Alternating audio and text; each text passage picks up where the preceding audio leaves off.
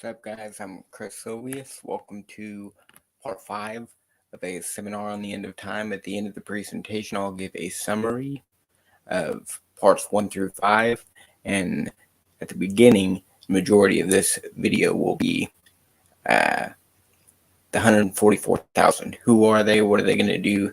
The details are written very clearly in Revelation chapter 7 and then Revelation chapter 14. So stay tuned. I'll be with you momentarily.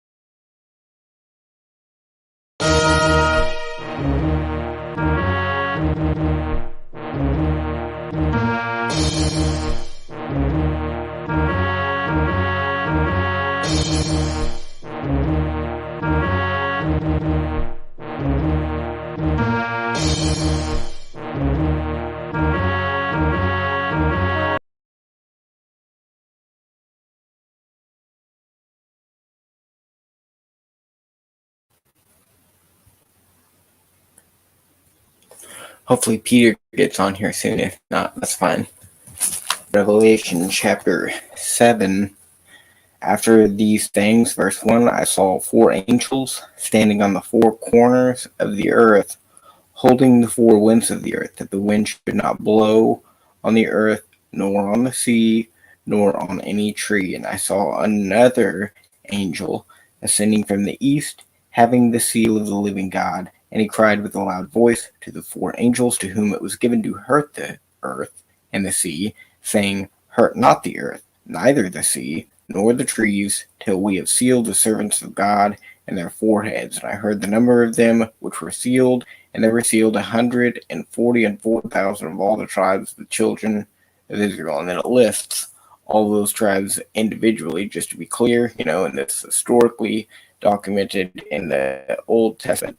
It says in verse 9, After this I beheld, and lo, a great multitude, which no man could number, of all nations and kindreds and people and tongues, stood before the throne and before the Lamb, clothed with white robes and palms in their hands, and cried with a loud voice, saying, Salvation to our God, which sitteth upon the throne, and unto the Lamb. And all the angels stood round about the throne and about the elder, and 4 beasts fell before the throne on their faces, and worshipped God.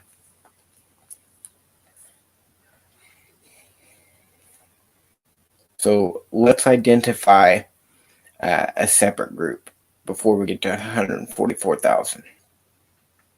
In verse 13, one of the elders answered, saying unto me, What are these which are arrayed in white robes, and whence came they? And I said unto him, Sir, thou knowest. And he said to me, These are they which came out of great tribulation, and have washed their robes, and made them white in the blood of the Lamb. Therefore are they before the throne of God, and serve him day and night in his temple, and he that sitteth on the throne shall dwell among them. They shall hunger no more, neither thirst any more, neither shall the sun light on them, nor any heat. For the Lamb which is in the midst of the throne shall feed them, and shall lead them unto living fountains of waters. And God shall wipe away all tears from their eyes. So these are arrayed in white robes. Instead, in verse 9, that there is a great multitude, which you can't number, of all nations and kindreds and people and tongues, stood before the throne and before the Lamb. And it's people that came out of great tribulation. So if the theory is correct, you have the day of the Lord, where the rapture occurs. The dead in Christ are raised, and those which are alive and remain are caught up together with the Lord, and then he pours out his wrath. But before he pours out his wrath, he takes 144,000 of the tribes of Israel and uses them to preach the gospel during the wrath of God, whereas he basically saves the remaining people that survived the Great Tribulation, and then raises the dead that had died before them, trusting in Christ. And so all the dead in Christ, all the living, are raptured at the day of the Lord. And this is a picture of them in heaven, because in verse 14 it says they came out of great tribulation. So this would include a group of people that came out of the tribulation. They'll be the same group of people that is together with, a great number that can't be multitude, the children of Abraham, basically. All the heirs of the promise that have ever died before these people, which would be the entire history of the world. And this is the picture that we see in heaven. The other picture is 144,000, specifically from all 12 tribes. So 12,000 from each tribe. Okay, and then the other group is the saved people that were raptured in verse 6. If you read that, it's the sixth seal, the day of the Lord. So the seventh seal is basically synonymous with the first trumpet, the first plague of God's wrath. So the sixth seal right here is a brief intermission in between the day of the Lord, which would be the rapture, and the outpouring of God's wrath. So this little intermission period here is where the 12,000 are sealed to be protected from the wrath of God. And then you have the seventh seal that is opened, and then they begin to sound the trumpets. So now let's go to Revelation chapter 14.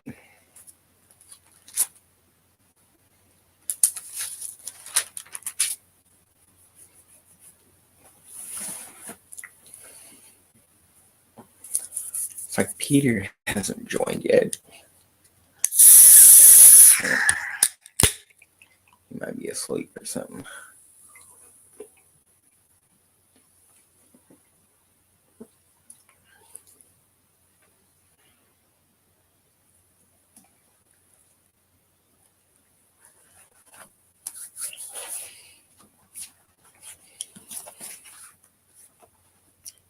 All right.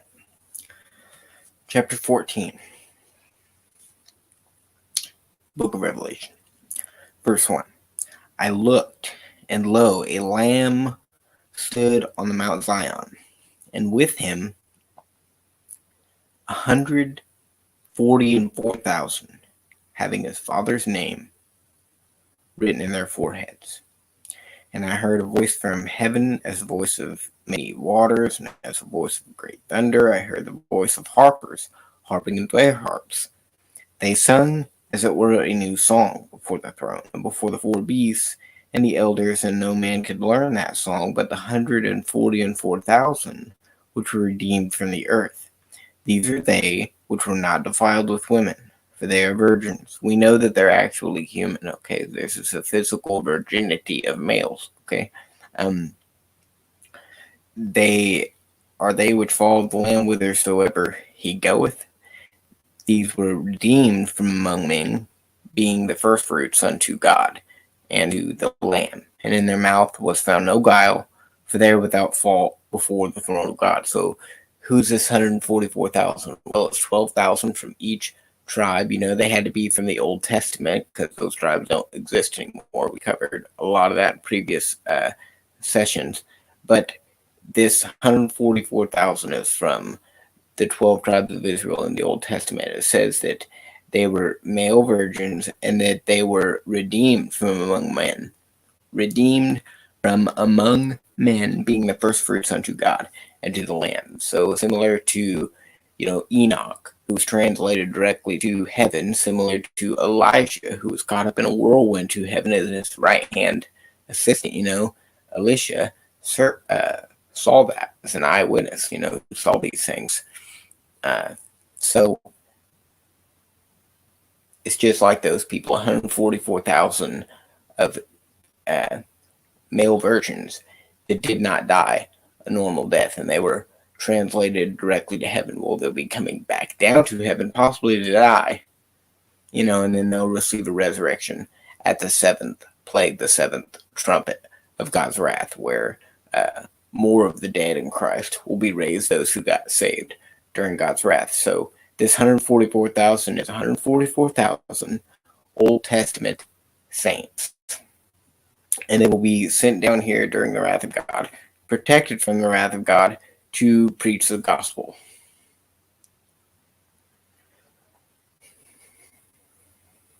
Verse 6. I saw another angel fly in the midst of heaven, having the everlasting gospel to preach unto them that dwell on the earth, and to every nation and kindred and tongue and people, saying with a loud voice, Fear God and give glory to him, for the hour of his judgment is come, and worship him that has made heaven and earth and the sea and the fountains of waters. And there followed another angel, saying, Babylon is fallen, that great city, because she made all nations drink of the wine of the wrath of her fornication. And that's talking about the New World Order, the empire of the Antichrist and the false prophet. Verse 9. The third angel followed them, saying with a loud voice, If any man worship the beast in his image, and receive his mark in his forehead or in his hand, the same shall drink of the wine of the wrath of God, which is poured out without mixture into the cup of his indignation. And he shall be tormented with fire and brimstone in the presence of the holy angels and in the presence of the Lamb. Some say that hell is a, removal from God's presence, but it's actually you're in the presence of God. You're in the presence of Jesus and his holy angels. Verse 11, the smoke of their torment ascendeth up forever and ever, and they have no rest day or night, whoso worship the beast in his image, and whosoever receiveth the mark of his name. Here is the patience of the saints, here are they that keep the commandments of God and the faith of Jesus. And I heard a voice from heaven saying unto me, Right, blessed are the dead which die in the Lord from henceforth. Yea, saith the Spirit, that they may rest from their labors, and their works do follow them. You got to remember that this people during the wrath of God. Okay, so everybody else been raptured. The main rapture has occurred. Now we're going to another rapture. It includes 144,000. Includes all these people that are going to die during the wrath of God from the persecution of the Antichrist. Going to be ramping up on any new converts during this period. They're going to die deaths. Some of them are going to survive right up to the end, and that trumpet's going to sound. There's going to be another resurrection. That's why it says in verse 13, blessed are the dead which die in the Lord from henceforth. So they got to be raised at some time, and that's the ideal moment to be raised, to receive a bodily resurrection, those people who are still alive during God's wrath. Verse 14, I looked, and behold a white cloud, and upon the cloud one sat like the Son of Man, having on his head a golden crown, and in his hand a sharp sickle. And so Jesus is being told to reap the earth. And so this is symbolic again in chapter 14, the rapture, just like in chapter 7, actually previous to that, chapter 6, you see rapture, and then in 7, you see this 144,000. So what's happening here is the day of the Lord happens. Okay, the rapture occurs, and then right before God pours out his wrath, he seals the 144,000. They're given like local ministries all over the world to preach the gospels. Gospel singular, and then the two witnesses are like the main force in the capital of Jerusalem, where the Antichrist is. And so this is all during the wrath of God, and then people are going to die and live up to the point where they reach the end of the wrath of God. And Jesus not only appears in the clouds, but actually physically contacts the Mount of Olives. See, I keep trying to use plural words. I don't know. Plural words. I don't know. I keep doing that. Maybe I'm trying to talk too fast, but Jesus will physically descend onto the Mount of Olives, and there will be another resurrection at that time. And the 144,000 would be in that because they will also be dying during that period, not from the wrath of God, but from the persecution of the Antichrist, which is theoretical also because it doesn't really say that they will die. But I mean, if they didn't die a normal death, they were raptured in the Old Testament, just translated directly to heaven, spared a natural death.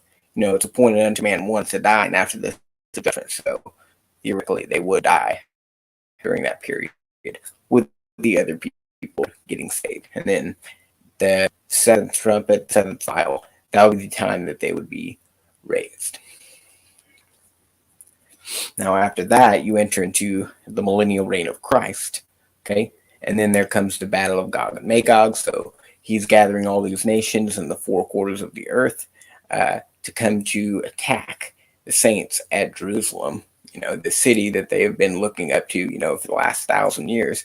He's going to convince them to make war with it. And so all the people that are alive during that period outside Jerusalem, that 1,000-year period, Garden of Eden style conditions, basically, unless you don't come to the Sabbath like once a year, the feast, then you don't get rain in your land. But other than that, ideal conditions, it's pretty solid, back to like similar to what it was before the flood, and you're living a good life for 1,000 years. But eventually they all come together, try to attack Jerusalem. When they surround the city, fire and brimstone comes down from heaven, and then you have all of the dead standing there all at once, like everybody that ever died and went to hell, summoned out of hell, stands there.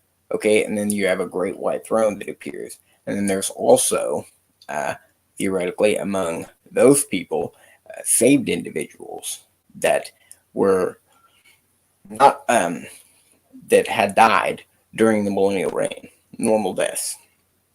And then people that lived up to the point of the Gog and Magog battle, and they were just still alive on the earth. Okay, again, like the Bible says, it will be changed in the twinkling of an eye. Well, in that instant, when a great throne appears, they're just going to vaporize, and then they're going to be summoned where they should be appropriately to be judged before God. Now, that means white throne. Some people will actually be granted access into the city. So that'd be a wonderful thing. That's 144,000. That's what I believe there. 144,000 Old Testament saints. And they will preach the gospel during the wrath of God. So hope that's been comprehensive. Now I'm going to share my screen, and then we'll begin with a summary of parts 1 through 5. We'll give Peter some time to join us, so hopefully he wakes up soon. So we'll have a little intermission here, and then I'll be back.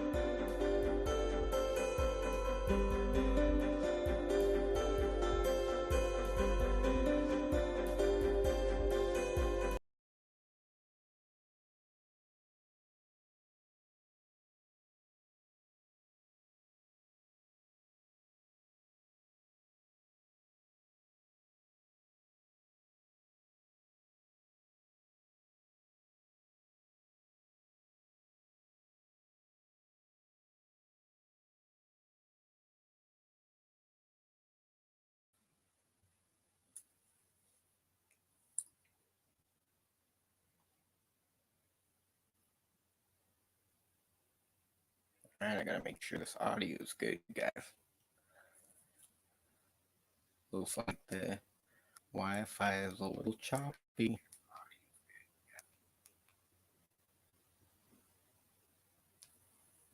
I don't know, it should be fine. Look at the summary of parts 1 through 5. In part 2, well, in part 1 we covered the flood, but part 2 you have the New World Order. Okay, so previous 4 world empires, New World Order empires, we'll call them, one world governments, have existed in the past. They have all fallen, and then one final New World Order is going to happen in the future. That would be the iron and clay toes and feet, iron feet of this statue. Okay, it represents Satan's New World Order at the 70th week of Daniel. Daniel chapter 2, Daniel chapter 7, you can compare these, and it's the same 4 world empires that we know historically, succeeded each other. Rome being the last of them, then the final one will be a culmination of the strength of that one world government of Rome and the 10, what I believe to be Islamic kings, of United Arab Emirates, but that's another story. The 4 seals, the first of the 7 seals in Revelation, first 4 of them are the horses. So you have the white, the red, the black, the pale. The white is the Antichrist, and then he makes war with the whole world, subjecting them to his one world government and to his economic system. The mark of the beast, that leads to a lot of famine, which leads to a lot of death, plus all the warfare and stuff. So a lot of people are dying, a lot of people are starving. And then you get to the 5th seal, but you have war, famine, death, and then you have this seal, and that would be the sun and the moon going dark. Essentially the rapture after that point. But or that would be the 6th seal. The 5th seal is people that are up in heaven asking God how long it's going to be until he pours out his wrath on the Antichrist and on his empire. And he tells them that there's still going to be a little season. The people that were beheaded just like them, just like the people that are in heaven, they died on the earth, and they received their spiritual body, obviously, that's in heaven, and they're waiting on God to judge the people that killed them. But still more of them, Christians, had to be killed, so which would be their brethren in Christ. And so that's the 5th seal. Before you get to the day of the Lord, you have, or during the entire duration of the Great Tribulation, including basically the red, the black, and the pale horse, the war, the famine, the death, the majority of the duration of the Great Tribulation, all these Christians are dying, and they're going to heaven, and they're asking God how long it's going to be till he pours out his wrath. And then that's the majority of the duration. And then there's this extended period, possibly including, the sun and the moon going dark, and then maybe like a 30-day, like a month, a duration, where the persecution kind of amps up. And then you reach the end of it where Jesus appears in the clouds and rescues the remnant of the people that the Antichrist was trying to annihilate. So, Revelation 16:13, I saw three evil spirits that looked like frogs. They came out of the mouth of the dragon, out of the mouth of the beast, and the false prophet. This is essentially to gather the armies of the Antichrist and the world to this one place called Megiddo, where many historical battles have been fought in, including in the Bible. That's where the Antichrist, the false prophet, all their armies, and some other armies are going to be opposing them at the time, and then some lion-headed horses, these with snake tails, these kind of creatures are also going to be in the mix. And then the resurrection of the dead of Christ will happen, and we're going to come down on white horses. We're going to battle. It's a huge thing. Fire and brimstone is going to rain down from heaven and destroy those armies of the Antichrist and the false prophet. That's going to be great. But this is basically the start of it. It should be at the seventh plague of God's wrath, where this migration happens and everybody ends up at that location. But the false prophet is spoken of in Revelation 13. He exercises all the power of the first beast before him, causeth the earth and them which dwell therein to worship the first beast, whose deadly wound was healed. He used miracles, signs, wonders to deceive the people and win them over to worship the Antichrist. Similar to Nebuchadnezzar in Daniel 3, verse 2, he summoned the satraps, prefects, governors, advisors, treasurers, judges, magistrates, all the provincial officials to come to the dedication of the image he had set. But there are, in Daniel, the same chapter, verse 12, there are some Jews who you had set over the affairs of the province of Babylon, Shadrach, Meshach, and Abednego, who pay no attention to you, O king. They neither serve your gods nor worship the image of gold you have set up. So anybody that doesn't come to the Antichrist image is going to be destroyed. People have to come to it and basically pay homage to it, or whatever you call it. Okay, they have to have like a dedication. They have to show up and celebrate it, in honor. Basically, they're going to have to come and worship the Antichrist. They're going to have to come and worship this image that he's going to set up. And that's exactly what Nebuchadnezzar did in the book of Daniel. This is a picture of the Antichrist. And of course, he implements the mark of the beast, his currency system. So this is what begins the Great Tribulation. It's what ultimately is going to exclude Christians and make them very vulnerable to this persecution. So here we have the fifth seal in verse 9 of Revelation 6. I saw under the altar the souls of them that were slain for the word of God, the testimony which they held. They cried with a loud voice, saying, How long, O Lord, holy and true, dost thou not judge and avenge our blood on them that dwell on the earth? And white robes were given unto every one of them. It was said that they should rest yet for a little season, until their fellow servants and their brethren should be killed as they were, should be fulfilled. So again, it's an extended period of the Great Tribulation. It's the getting towards the climax of it, and it will be the Antichrist ramping up, knowing that he has but a short time. It says in Revelation 6, verse 12, this is the sixth seal, where the sun became black like sackcloth of hair, and the moon became like blood, and this would be the day of the rapture, as we discussed in part 3A and B also. In more detail, the presentations are in B, but part A, that was a long introduction. And then, of course, in part 4 of the presentation, we covered Gog and Magog. But if you remember, in part 3, we covered the judgment seat of Christ, which would be the rapture, the appearing of Christ in the clouds. On the day of the Lord, it says that he's coming in the clouds. The mercy seat, above the Ark of the Covenant, the lid,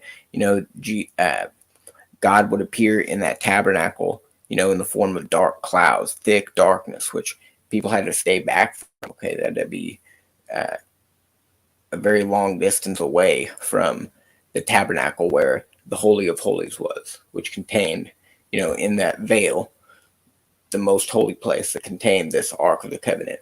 And Moses would actually be able to go in there and God would speak to him from an audible voice from that point. Imagine going in there, all that thick darkness and stuff, and God is going to speak from an audible voice. But anyways, he comes in the clouds. The Bible says a dark and gloomy day as the day of the Lord. And this is the same day where they will see the sign of the Son of Man coming in heaven with great glory and all of his angels. This is the rapture, essentially.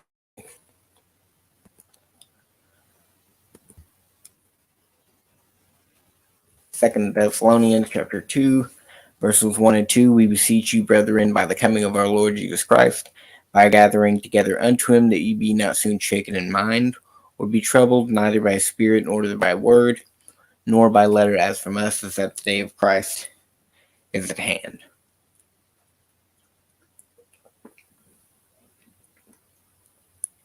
So we covered this more in that long introduction in part 3a on the judgment seat of Christ. So go back and watch that if you want more detail on pre-trib, post-trib, rapture. And then, of course, you have the seventh angel of God, that seventh trumpet. It's trumpet's going to sound, and the dead in Christ are going to be raised. And this, of course, is exclusive to the people that were living during the wrath of God. But there's this mystery fulfilled where everybody is going to go to heaven. They're going to go live with Jesus for 1,000 years. They're going to be their body is going to be resurrected. They're going to have a reuniting of their spiritual body, their physical body, and then it's going to live forever after that point. And of course, you have, something else which doesn't include like a trumpet. It includes a great white throne where even more people will enter into the kingdom of heaven. But this is significant right here, this mystery that occurs at the seventh plague of God's wrath. The beginning of the millennial reign of Christ does include a resurrection.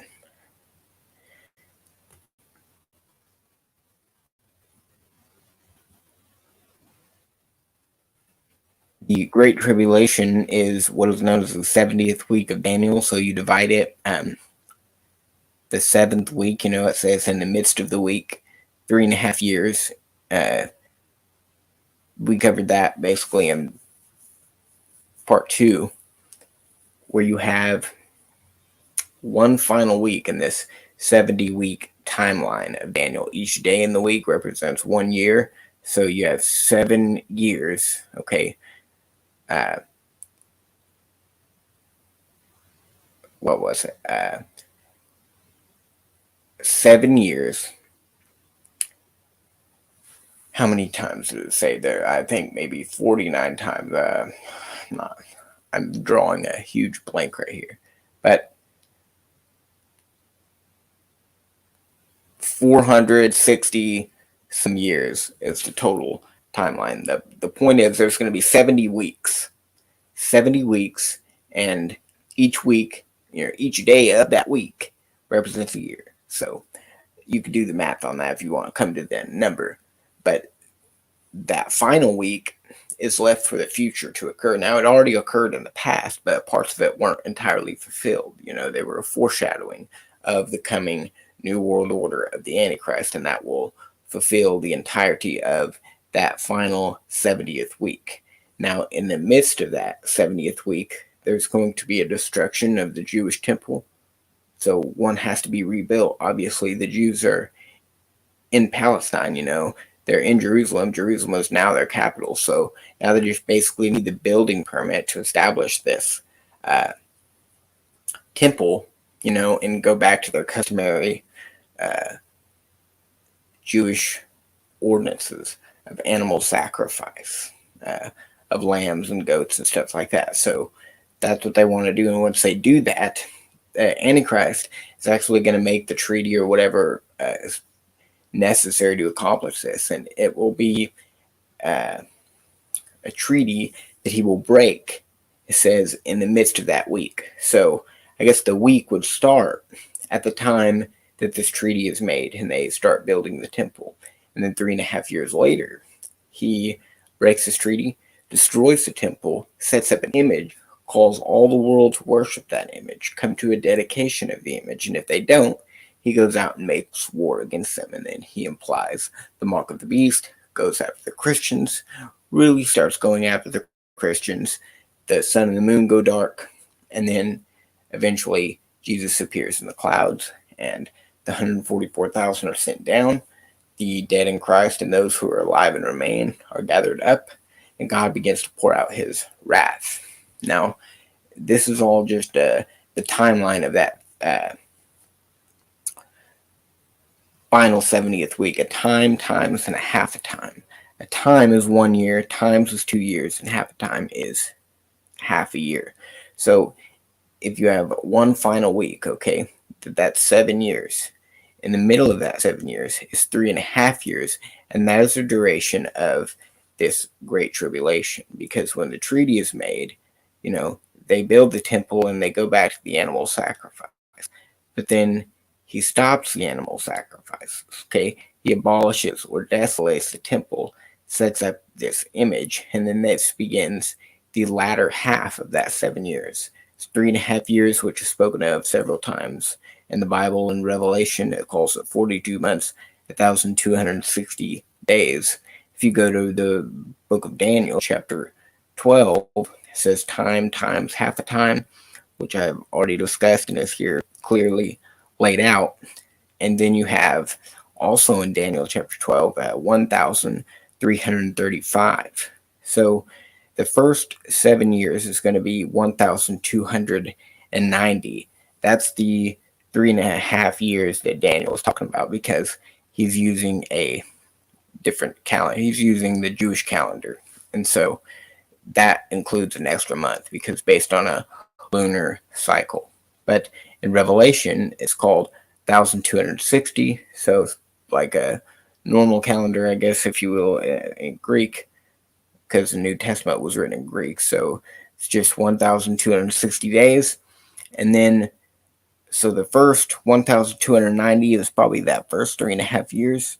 And then the latter, which is the Great Tribulation, is 1,260. The image will be set up. He'll make war with the world, and then he'll make war with the Christians. This will begin at 1,290 days into the treaty, or in the middle of that. Now we have 3.5 years left. So he's going to make war with the world, with the Christians.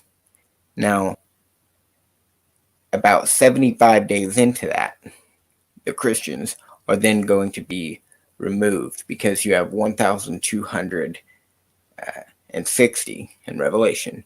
You have that 1,335 in Daniel chapter 12, when it says, blessed are they which come to the 1,335 days. So that would signify that the tribulation is going to be cut short. Jesus said that if it were not for the elect's sake, no flesh would be saved from the Antichrist and the tribulation. There wouldn't be anybody left alive. So he has to cut those days short. But then the rest of it, the rest of that 3.5 years is going to be the wrap.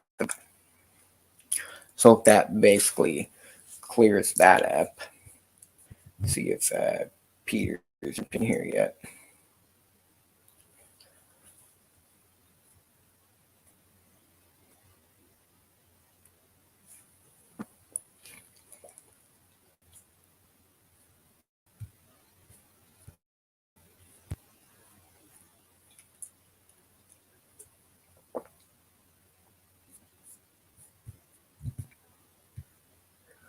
Peter, where are you at? I know you're out there somewhere. There you are.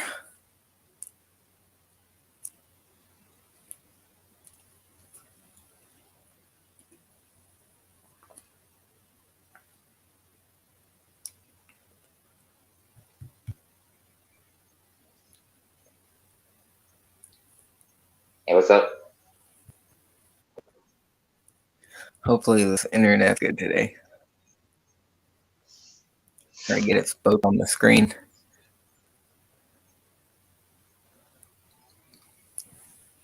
Yeah, I'm trying to get my computer started up still. Oh yeah, we're good.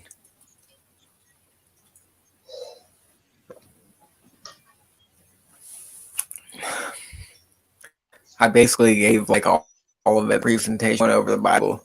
Uh, so if you got thoughts on that 144,000 or basically anything relating to end times, the tribulation, the rapture, feel free to lay it on. You can talk about whatever you want to. Well, All right. What's called the? Damn it! I'm gonna have to pull up the verses, but it talks about the 4,400, the 14, the 144,000. Uh, if I can just pull up the verse, stupid internet. yeah, you want to go to Revelation 7 and then Revelation chapter 14. Yeah, That's what I talked about. yeah. What's called? It says that that these people there that they are Jews, and that they are the children of Israel, and that what's called, and the fact that it said that they weren't defiled by women, by pretty much by women, and they were virgins, so that wouldn't be implying that it was be talking about what's called that they didn't have sex in their lives, and also that their mouth what's called had no gold. Um, let me pull that up. Revelation Yeah, 14.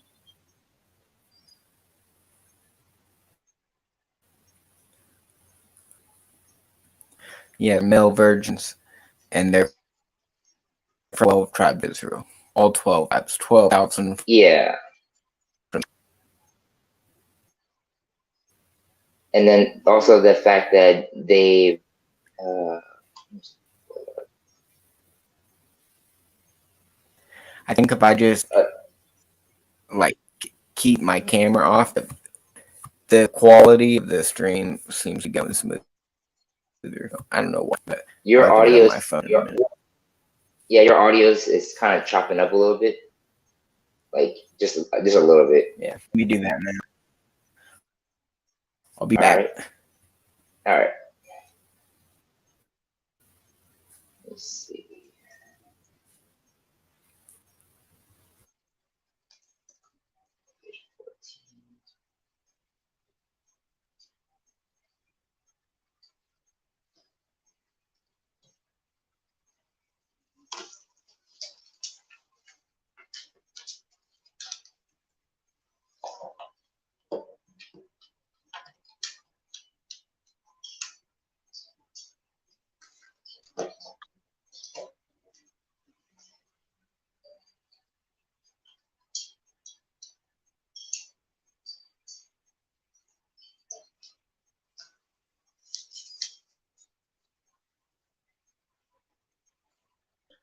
Doesn't like my camera.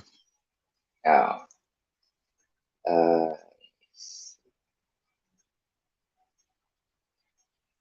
there we go.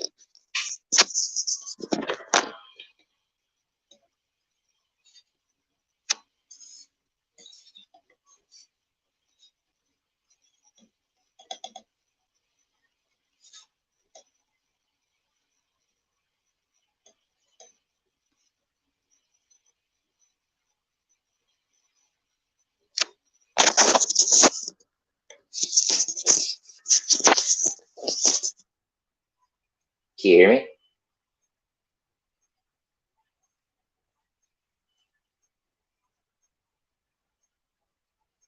Hey, Chris, I can't. I was called. Can you hear me? I can't hear you.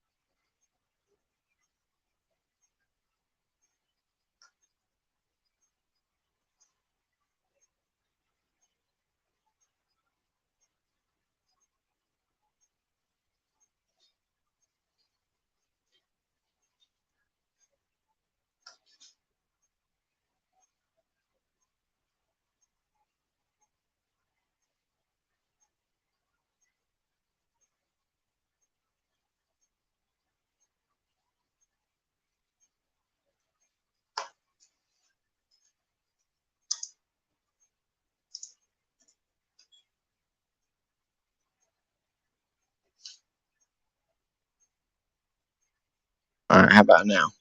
Yeah, I can hear you. You mind what's it called adding the other one to the chat? Cause I'm gonna get off my phone and get on the computer. Yeah, you're good.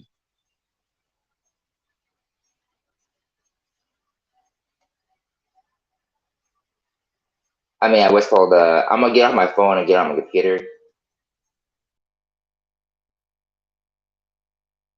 We'll wait for Peter to switch up.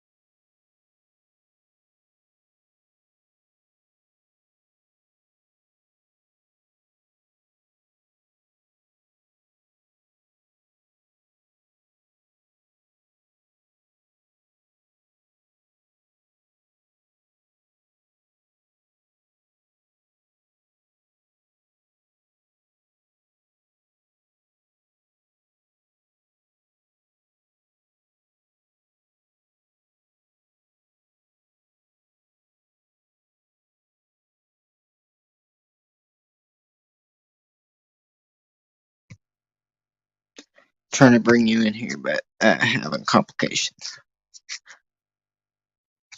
1 second.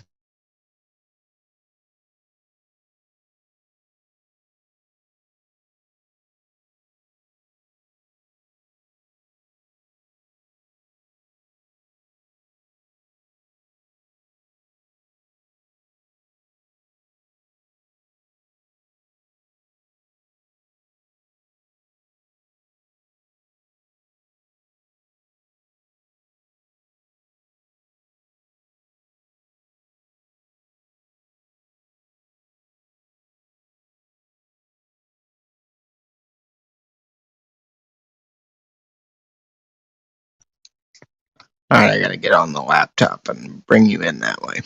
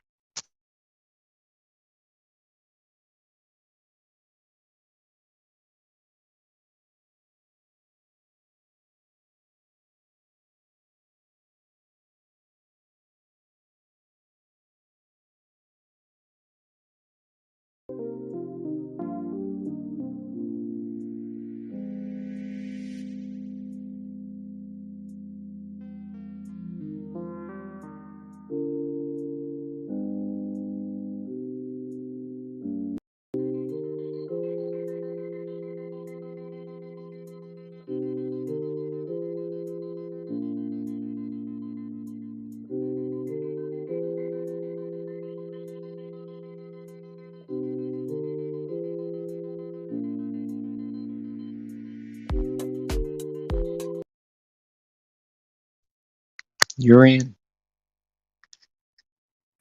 My bad. I was already in there. Okay. Yeah, just got you on here. Can you hear me? Yeah, can you hear me?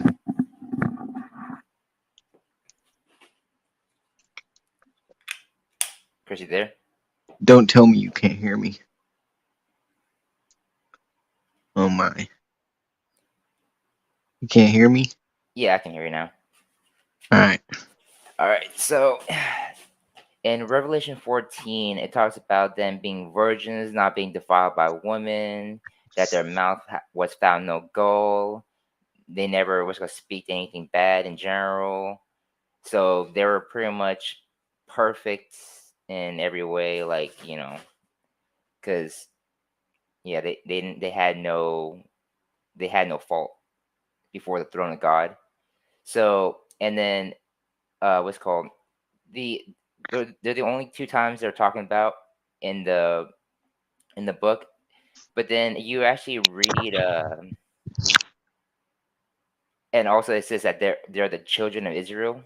So and then if you actually read Matthew chapter 2, verses 15 through 18. It talks about whenever Jesus was born, and then Herod was killing the babies. And then in verse 16, it says, "Then Herod, when he saw that he was mocked of the wise men, and was exceeding wroth, and sent forth and slew all the children that were in Bethlehem and in all the coasts thereof." So so Herod is killing babies in Bethlehem and what's called around the coast, in all the coasts. So not just in Bethlehem. So like, yeah. So it's like a what's called a mass baby killing from 2 years old and under, according to the time which he was fought diligently inquired of the wise men. Then was fulfilled which was spoken by Jeremiah the prophet, saying, In Ramah was there a voice heard, lamentation and weeping and great mourning. Rachel weeping for her children would not be comforted because they are not. And then there's also another verse in Jeremiah 31, verse uh, 15 and 16, that also is similar to that, where it talks about, "Thus saith the Lord, refrain thy voice from weeping and thine eyes from tears, for thy work shall be rewarded, say the Lord, and they shall come again from the land of the." Oh, no, sorry. What's it called? Verse 15 to 16. "Thus saith the Lord, a voice was heard in Ramah, lamentation and bitter weeping. Rahel weeping for her children, refused to be comforted for her children, because they are not. Thus say the Lord, refrain thy voice from the weeping and thine eyes from tears, for thy work shall be rewarded, say the Lord, and they shall come again from the land of the enemy." So, I mean, like, the only connection I have to that would be like them would be the babies who died whenever Jesus was born, and these are all the kids who died whenever Herod was killing all those babies. Okay, but so you don't take that like as a futuristic scenario, the 144,000, because it says that God can't begin to hurt the earth with his wrath until those people are sealed. But if that's referring to something that already happened, then why is it talking about it futuristically, like after the tribulation, relating to God's wrath? He's about to, it's connected with the seals. So do you not take it futuristically? You think this is like historical? It's a futuristic. It's not. It hasn't happened yet. But you think that the Herod situation like is a foreshadowing of it? Yeah, pretty much. Because like it's the same scenario in Matthew and Jeremiah. A voice heard in Rama, a voice heard in Rama, and then a lady weeping, and then weeping for a child, and then yeah. So I feel like it's more of a future tense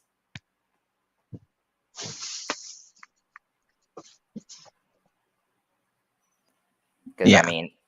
I mean it's in the Book of Revelation, so Well, what about the theory that there are 144,000 from the Old Testament, like Old Testament saints that were raptured and well, basically spared a natural death to die later?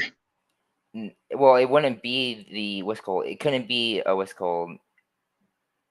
Wait, can you say it one more time? I had to. Like if the 144,000 are people that are sent to preach the gospel during God's wrath, but they came from the Old Testament. So like Enoch and like Elijah, they were directly translated into heaven. They were spared a normal death to come back and preach the gospel during that time. Well, I mean, the old what's called. If they think it's the Old Testament saints, like, what are the chances of all those people being virgins, though? Like, A far greater chance than any of them still being alive today from those yeah, 12 tribes, if you think about it like over the span of all of their history. yeah, like it wouldn't make sense because then if there's actually one non-virgin, then it kind of makes it mute. But it makes more sense if there are babies who died, because we all know when babies die, they go to heaven, and that they still grow, they still age to a certain point.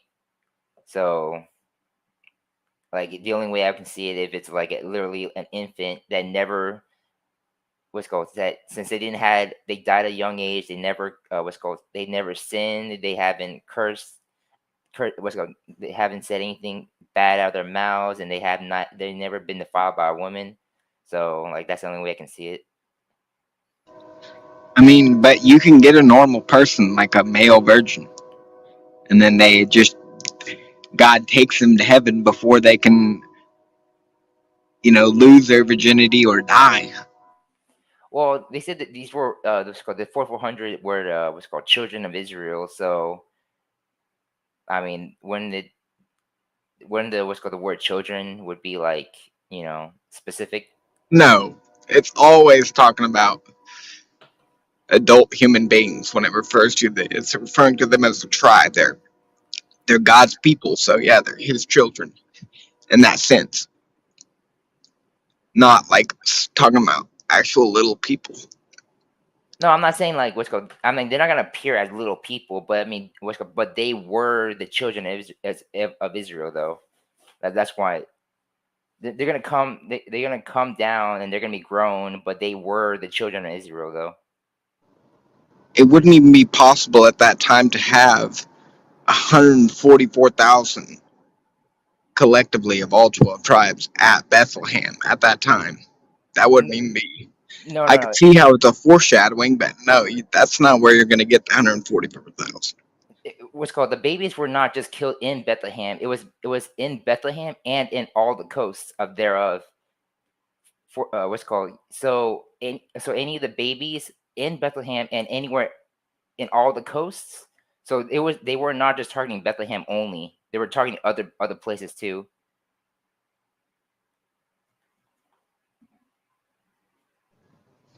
Okay, but I don't know. I guess you could make a case for that. I mean, that's the only way. I mean, like that's one way I can see it, because like, I mean, like the chances of someone being growing old and still being a virgin, like it's rare, but like not that common though for someone to be a virgin. Yeah, true. And especially not having any goal in them, never spouting any goal in their mouth, something like that. Like everyone has spoken one bad thing in their life. Well, yeah, it's not talking about that though. When it says that they spake no guile, it's not talking about like vocabulary perfection. Well, I mean, like That's irrational. if you look up the definition of goal, though, it means to what's called. Let me see, goal. There it is. Craft, cunning, a fist. Oh, let me see. Treacherous, deceitful, intended to deceive. A goalful word. Yeah, so it means to pretty much to lie or say something wrong or bad or something like that.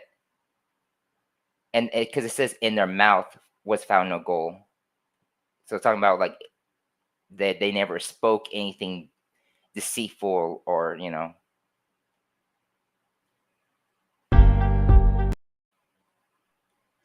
Well, I mean, they got the blood of Christ. Okay, so they have the white robe. They're they have God's righteousness. So they're not. They've they've never cursed God in their heart. You know, only somebody that's not saved can do that. So maybe that's what it's talking about. I think you're too hyper here because the 144,000 seems to indicate that these people were like alive, like functional adults serving God. Like that's why they were chosen. Says that they were the first fruits. If it's all the babies in that location, I mean, yeah, like I said, you can make a case for that. I That'd mean be the only other scenario that you could I mean theorize, I would think. that would explain why they would be all virgins, and that would explain why they never spoke any goal out of their mouth, because they can not talk as a baby. And since they were It's babies, they never possible for you and me, though, to for that to be said when we get to heaven, that there was mm, no gall in our mouth. There was no uh guile in our mouth. actually we It, still sin though, so I mean like we that's still not what that's talking about. when like You so you could. don't What about when Jesus told, uh, what was his name? Maybe Nathaniel, one of those guys. He told him, that when he saw him coming, he said, "There is an Israelite in whom is no guile," and that was just a normal person, one of his disciples that he chose at the beginning of the Gospels.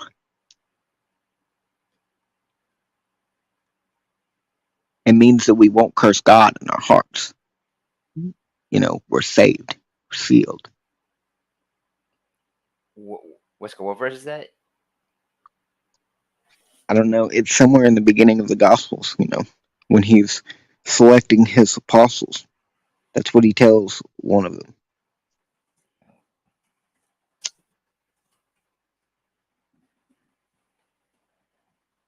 Who did no sin? Let's see. First Peter 2:22. No, it'd have to be in the No. Gospels.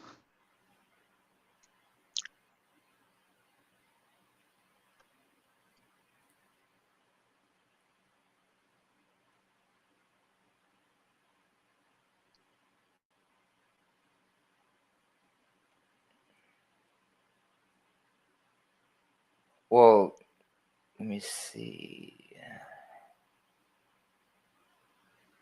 Peter.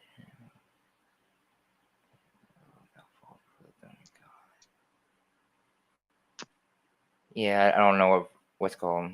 I don't know what verse that is, but Let's just say I'm right. What do you think about that? well, let me. Because I know I'm right. I could look it up for you, but Well, I mean, if someone has no goal in their mouth, yeah, but what?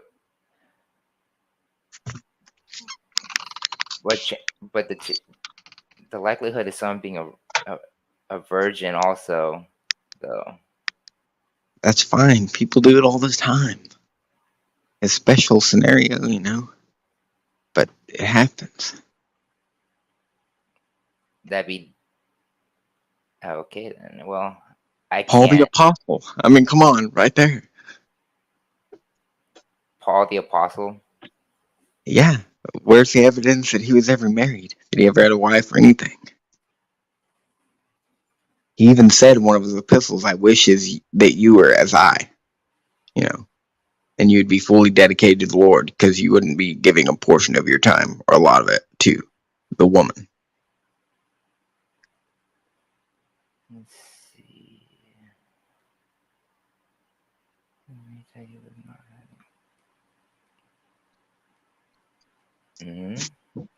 Well, I'm not. What's called? I'm not too sure about Paul's back history. Yeah, because it doesn't say he had a wife or anything like that. So Well, okay, though, we're divided on like who they were, kind of, but we know they were from the 12 tribes. That we can agree on. Now, what are they going to do? I think that they're here to preach the gospel. yeah, they're here to preach the gospel, and they're also what's called and then also the two witnesses are going to come down. But what's called? Okay, so we're under Paul's ministry right now. So we're what's called we're so we take everything in Paul's epistles and then we take that for us and this because what's called he said that there's only one gospel and that's his gospel and any other gospel will be accursed. So in the middle of Revelation, it also talks about that there's going to be another gospel being preached, the everlasting gospel, and that's going to be No, man, that's not different. You're insane. What are you talking about? the everlasting gospel. Yeah, Yeah, that's the gospel that the angel goes out to proclaim, and that the yeah. 144,000 are going to preach. You're saying that that's a different gospel than the gospel that Paul preached? Let's You're see. You want to? deranged. Okay, ready here. Okay, so the everlasting gospel. Let me see 6. Okay, and I saw another angel fly in the midst of heaven, having the everlasting gospel to preach unto them that dwell on the earth, and to every nation and kindred and tongue and people, saying with a Hmm. loud voice, Fear God and give glory to Him. Where does the where what's called and isn't Paul's what's called Paul's gospel is to trust in the blood atonement, the death, burial, resurrection?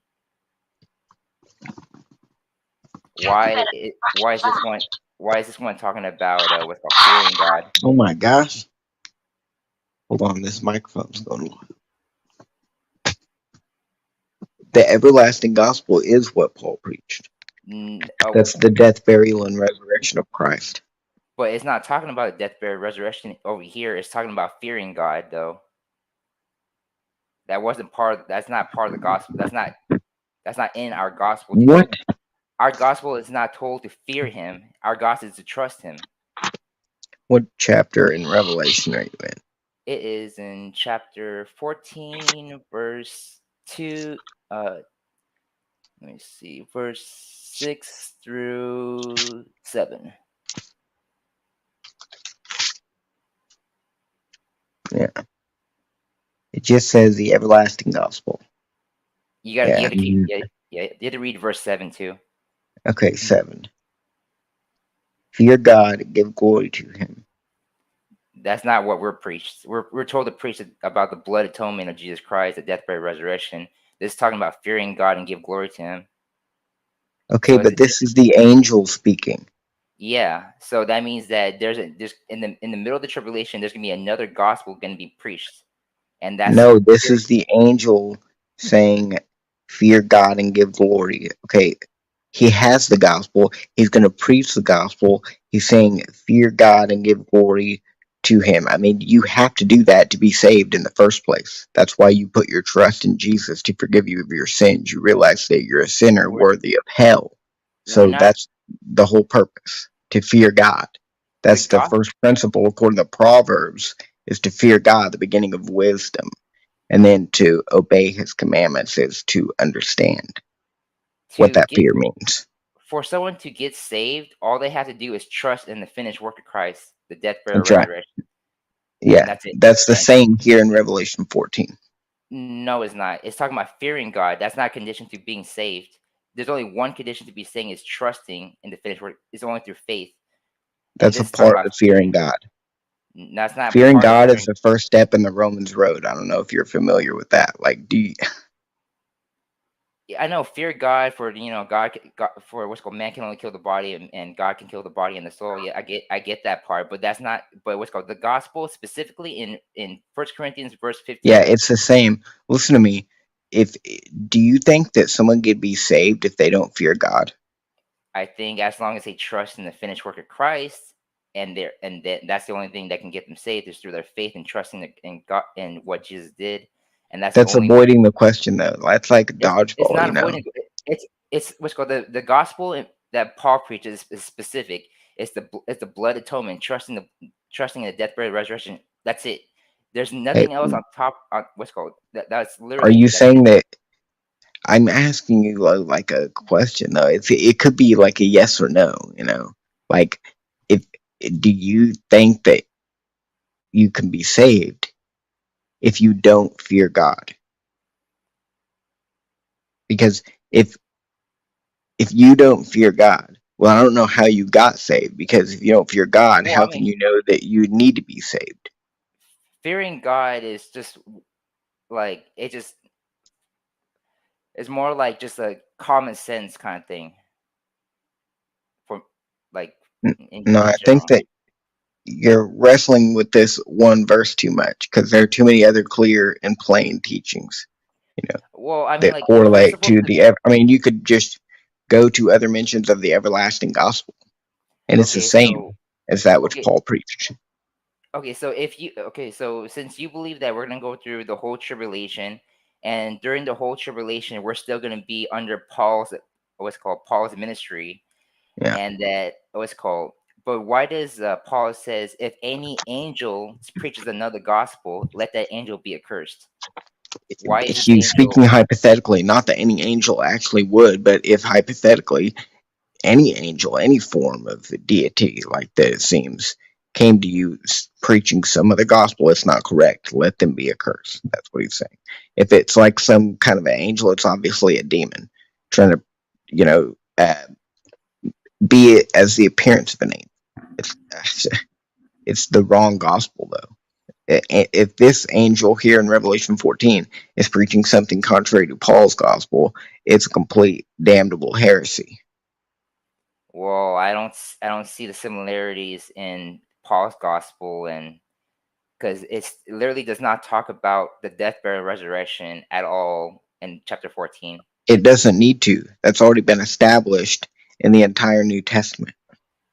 Well, anytime they would talk about, whenever they would talk about the I gospel, mean, we're in Revelation 14. The gospel has been preached in this specific book probably at least twice up to this point. So why does it need to be re-preached here in this because one passage? we get raptured out first, then the tribulation, then the middle of the tribulation, the angel comes down with another gospel. No, you just that's just a part of your dispensational Yeah, I know. I mean, heresy club. You need to not listen to those guys, whoever they are. I don't like them. it's like I understand people don't like the word dispensation, even though it's used in the Bible 4 times. Even though Hebrew 1:1 says it in sundry times in It diverse doesn't manners, make sense. Like a lot of it, there's a lot of holes. it This was one of them it because you actually try to does. wrestle with this one passage, which is easily like answered, and it's not even logical to take this kind of interpretation. I mean, for me, it literally it all makes sense. No, you can try to fit Dispensation. it in there. No, I'm not trying to fit in there. Literally, like that's how I read it, and it just literally makes more sense than anything else. Because All right. that's why there's another gospel, and that's why what's and then what's called what was it the what's called the gospel. Let me see if I can find it. I mean, you're literally saying the phrase "another gospel," and Paul said that another gospel is damnable. So Yeah, why would this angel be preaching another gospel? because we get out before the tribulation, and that's the end of Paul's ministry. And then it's the 7 years is going to be a different what's called during the 7 year tribulation is going to be a completely different dispensation. Yeah, And with a different plan of salvation. That's where it's crazy. it's crazy, yeah, because it's where God goes back from, because is God has redeemed the body, the church, and then now God is going back to deal with Israel, and that's why you have the 4,400, the 144,000 Jews. That's why you have the two witnesses. They're all relevant. They have relevancy to the Jews, because it wouldn't make sense if they came to America. They'd be like, "Who the hell are these people?" Like, Yeah. did the Jews have some what's called the nation of Israel? This still has some what's called, they still got to build the third tower, the third temple where Satan's going to sit and what's called and proclaim that he's God and stuff like that. So that hasn't happened yet.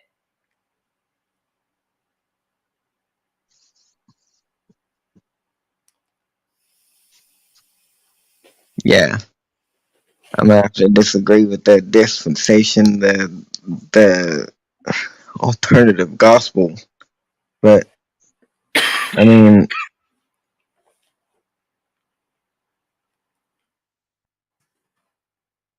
that's kind of like one of those. It's not like a what you would call a damnable heresy. It's a I would just consider it, a heresy in general.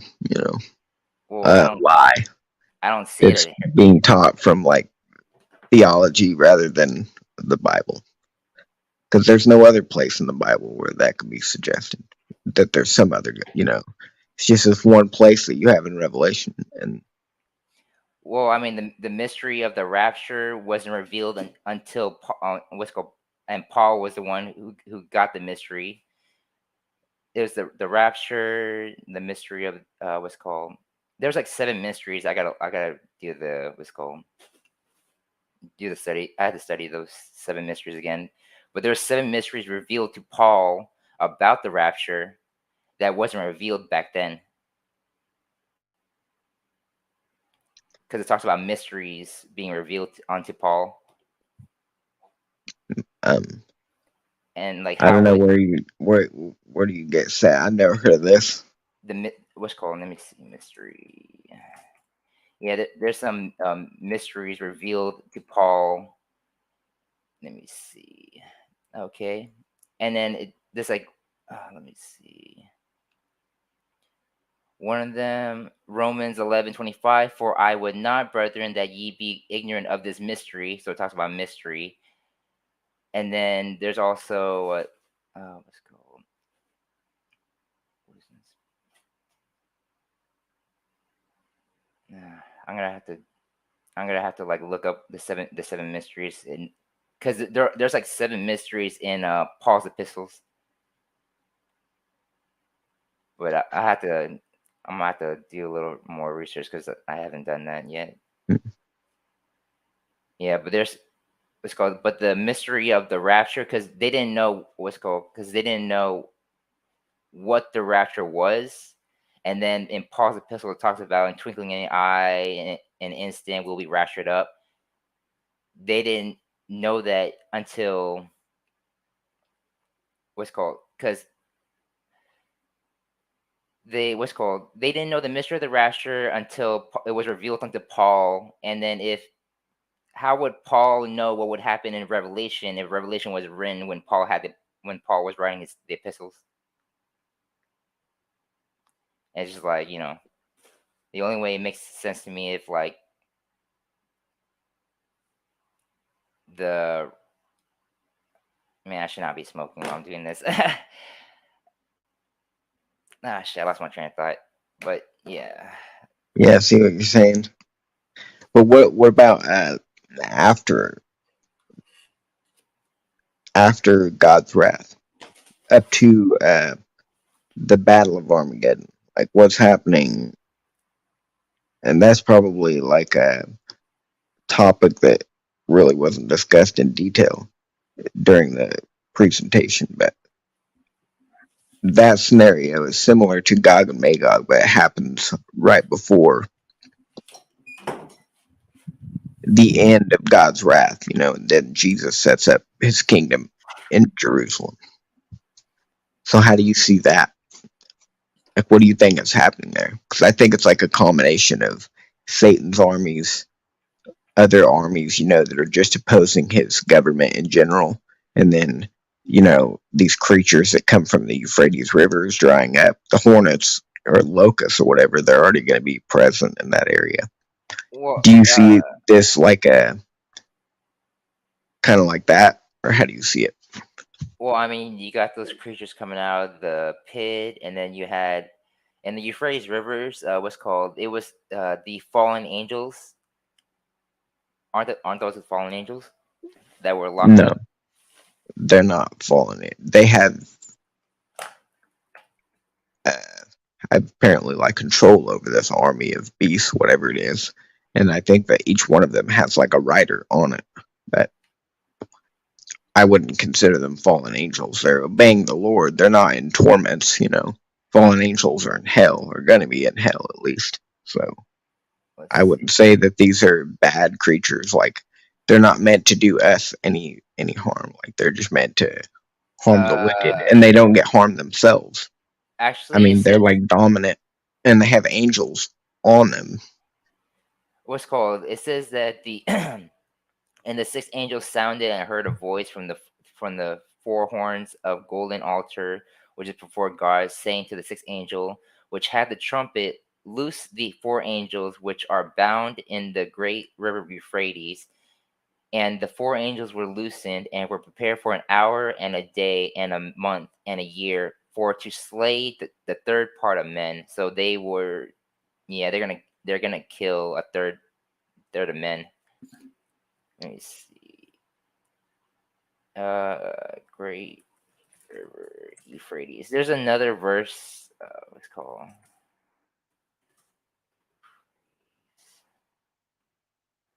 Let's see. Euphrates River. Let's see. It's 16 point about Genesis, Revelation. Oh yeah. Well, 6-inch sound I heard. Huh. I don't know. I don't know. Well, and then you got to think about the very end of it, where you had the seventh plague. This fire and hail, the Sodom and Gomorrah situation. All of this fire coming down from God, and it's like that's the end of it. And then Satan is cast into the bottomless pit. So it's like I also think that when it says that Jesus comes on a white horse, that we'll also be on white horses and physically contact the earth and go to that location and begin to kill off whatever remains. Well, yeah. I mean, that's how it's read. Like we're supposed to come down with Jesus Christ because we're the saints that come with them, and then we what's called we're his army, and then Jesus vanquish his army, and there's like blood up to the bridle of the horse, and then the eagles come down, eat the dead bodies. Not eagles, but the birds in general, the fowls, and yeah, it's pretty much the end. That's the end of Armageddon. Yeah, Yeah, and it talks about people not getting hurt. You can literally get stabbed, and people flying. Yeah, it's gonna be a weird battle, but the enemies, I don't like imagine like you got, I don't know, like imagine the technology and the DNA manipulation they can do, to make their superhumans. I mean, not superhumans, super soldiers, just like in Marvel. yeah. Yeah. Then you try all kinds of stuff. Eventually, they just end up all mad. And at Nephilim, like Megiddo, battling each other.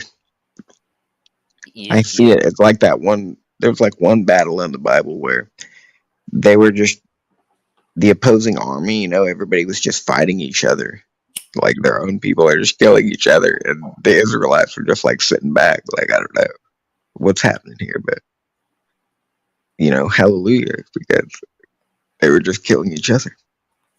It's probably what will be happening here. Just be a mix of madness once these beasts are introduced. Also, it's just gonna be chaos. well, I mean, I know giants are still alive to this day. They're just, I mean, there's like some weird shit with when it comes to like giants and all this other things out there.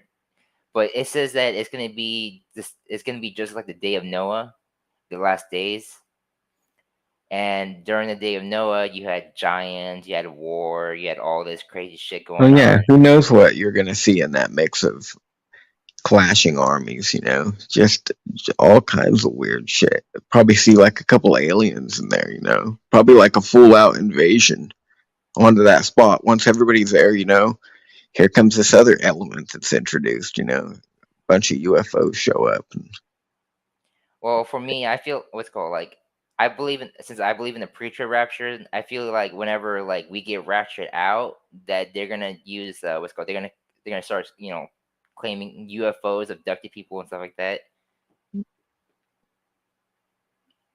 So really, yeah, because I mean that's the only way they can explain why like people like turn into a ball of light and shot up into the sky and stuff like that, and they're gonna say, "Oh no, they got abducted by UFOs," and that's why they've been hyping up UFOs ever since, like yeah, more and more recently, because they want people to like believe in that stuff, and that's why there's that one UFO that had what's called it was doing a 3D, not 3D, what's called the hologram kind of image shit, and it was an image of the Virgin Mary. yeah. Yeah, so these I UFOs. definitely think that UFOs will be like an element that the Antichrist will use. Oh yeah, Probably not. I mean, if a rapture does occur before that happens, then definitely it's what they would say. yeah, because that's the only way you can explain what happens to these people, because there's no other explanation. I definitely believe that's a part of like the culmination of evolution theory and what's already been programmed. This naturalistic explanation, and then once aliens are introduced, there's going to be like a great falling away. So if there's a rapture, like a pre-trib, that could, obviously that's going to reduce a lot of the population. You're left to, Well, I mean, uh, like how many Christians do you think they are like? You think in this world, like you got a majority of atheists, then you got Muslims and Buddhists and all these other type of religion and stuff like that. And it talks about how the what's called the road is what's called the road is narrow to the what's called I forgot how that sentence goes. yeah, But yeah, so I mean like because like for instance you have like you can be living in one area and then you can see all these different type of churches, but just because they're churches doesn't mean they're what's called that they're actually real Christians and stuff like that. So I mean, mm, it could be a decent amount of people being raptured out, but yeah, but there's a lot of false Christians out there. yeah. I forgot what I was going to say after that, but yeah, it talks about a great falling away. So there's like a lot of people are just giving up their faith basically, or if they was on the fence about getting saved, they basically decide to go the other direction. It's like, Well, and then all these false churches, that are already established. A majority, I would say, of all churches just basically come out of their closets and say that this has basically been a haunted house the whole time, and we're gonna take the mark, and serve Satan. That's what they're gonna do. He'll probably advertise himself as Jesus, anyways. well, what's called? I think for me, I feel like the falling away is just people who are what's called falling away from sound doctrine. Because like you got people who believe in pre-trib, you got mid-trib and post-trib, and then you also got people trying to go back under the law and trying to, and it's like they're not, you know, understanding what God has written to them, but they're trying to like they're falling away because like they have itchy ears and they get taught by a teacher, and then and then they just and then that's their doctrine is whatever they hear from that person instead of what they actually read and what the Bible's trying to say. Yeah. Yeah, and yeah, the other churches and stuff like that. Yeah, because you got other denomination taking parts of the Bible and putting themselves. Yeah. So what are we gonna do next? So I'll try to do these every Saturday. I gotta come up with something, but I don't have really anything in mind yet. We could do like Revelation, start with chapter 1 or something. Revelation chapter 1. All right. There. Oh, it's called. Man. Well, if I can, what's called? I gotta do more studying. But if I can get the whole seven mysteries down, we can talk about that. That we can talk about that if you want. All right. Because yeah, there's like because it uses the word mysteries. What's called? Uh, yeah, it talks about mysteries in Paul's epistles. One of them would be the rapture. The other one would be the gifts. The other one, I forgot the other one is, but yeah, there's like seven total. One, I think Is one of this them. like Huh? a mainstream theological study? Like if I Googled seven mysteries of Paul? You have to. What's called? You have to. If I can find the scriptures, but yeah, but there's what's called.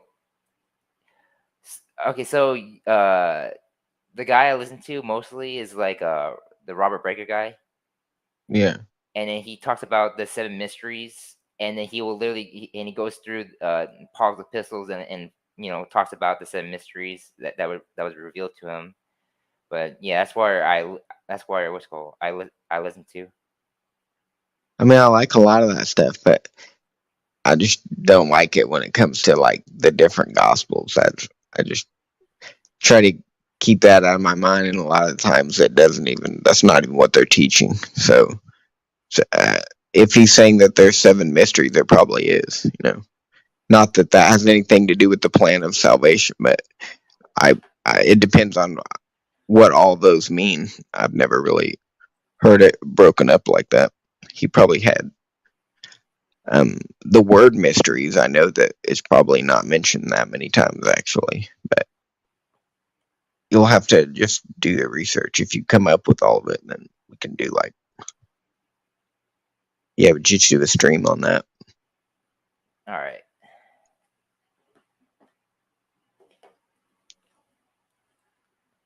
Is there anything else?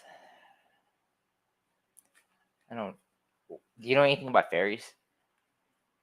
What is it? Berries? No, not berries. Fairies. Fairies? Yeah, fairies. Like those. They say that. I think my theory is that a lot of times I get like tangles in my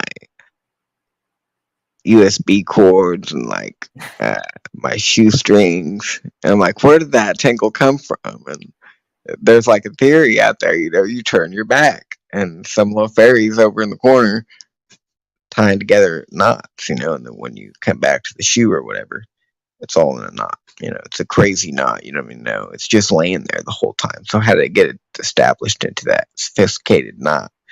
And maybe it was a fairy.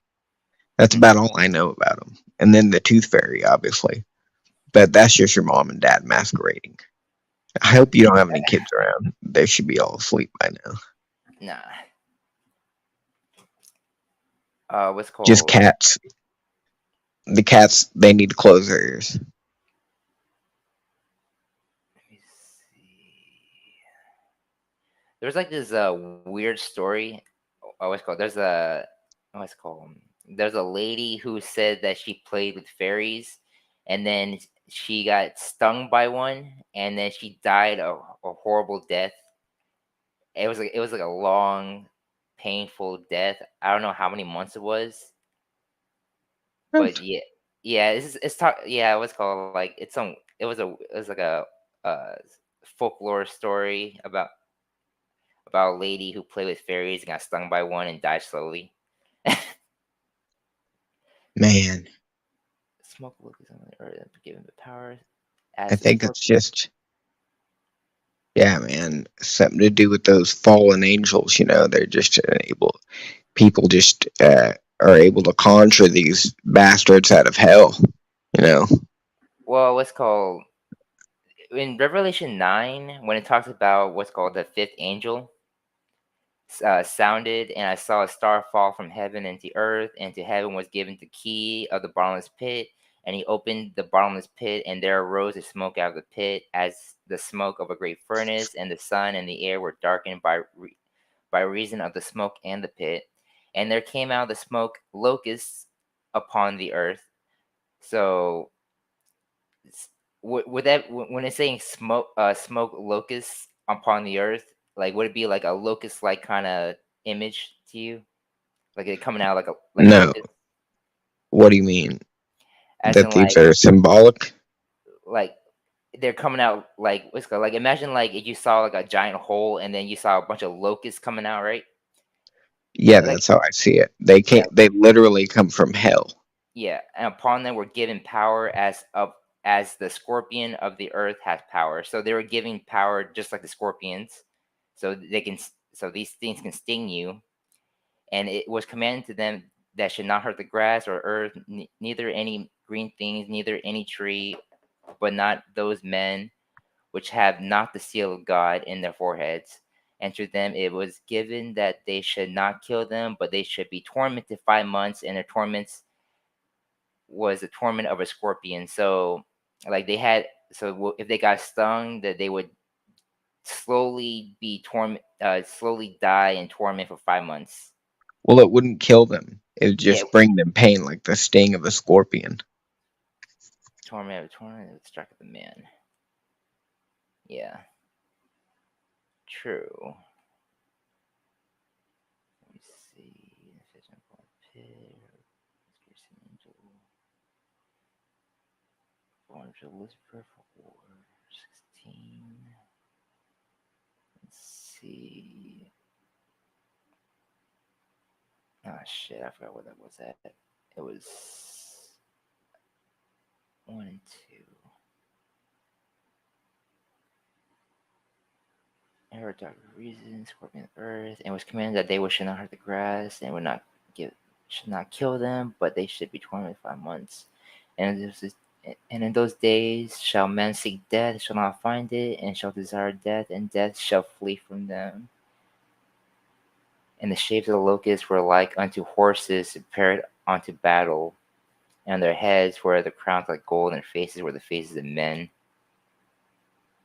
And that hair and the hair of a woman, her teeth were our teeth of a lion, and that breastplates as if it were breastplates of iron, the sounds of wings, and the sounds of chariots of many horses running to battle, as they had tails like unto scorpions, and were sting, and their stings in their tails, and their power was to not hurt men 5 months.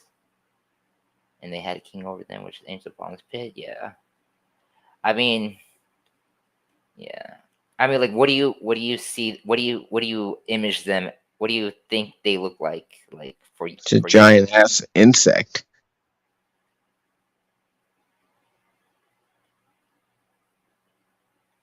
Uh, A I think lot of they're them. like. I think they're more for me. If they're locust like, pretty much like they would be like like small, like I don't know. I think maybe they might be fairies. Maybe I don't know. Oh, I see where you're going with that now. Lead up. That was a nice innuendo there. From the Thanks. fairies into the fucking locust coming out of the pit. That was Yeah. good. the setup was solid. I'm not sure about that now. They could be some kind of a little fairies. I don't know. But I don't know what fairies are doing in hell. They're just chilling in their little chambers, sipping tea until it's time to get to work. Pretty much, because I don't know they're what his. fairies do. Fairies got to stay hidden. I know that, or else Wait, some will get stung, and that'll end up looking good for anybody. But if you could live from a fairy sting, somebody should write a movie on that because you're gonna have some abilities. what was that? Fairy Steen? What's that? Yeah, because you was talking about somebody that died from a fairy stinging them. Oh yeah, Fairy Sting. Yeah. So if you could live from it, maybe you could acquire some of those abilities. Like 2 weeks later you start glowing or whatever. What's I'm going pretty on? sure You get all I'm pretty pissed off and your fingernails start turning luminous. Like bright.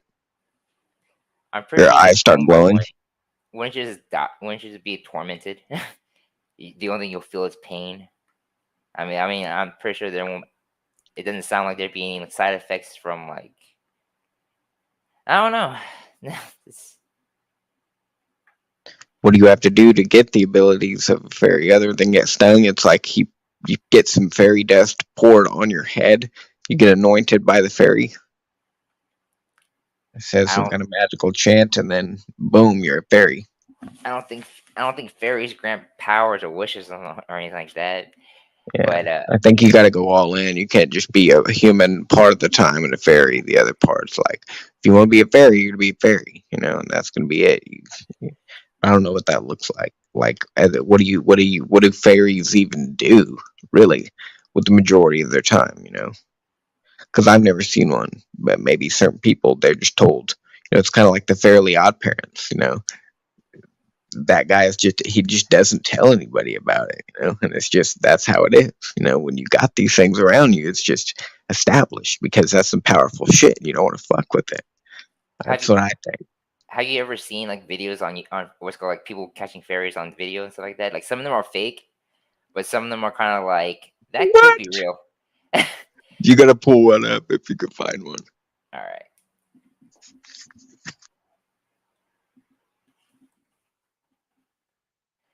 Yeah, it's like they look because it because they kind of look what's it called their faces look kind of like they're kind of scrawny looking when you actually look when you see one. Let's see.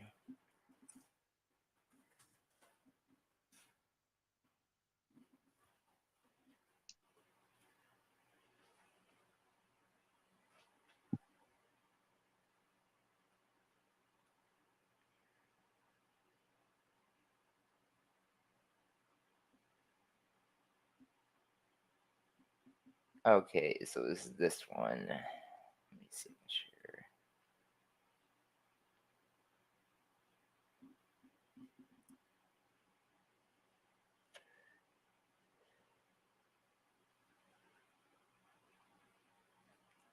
This is like one, and there's a lot of other ones too. Okay.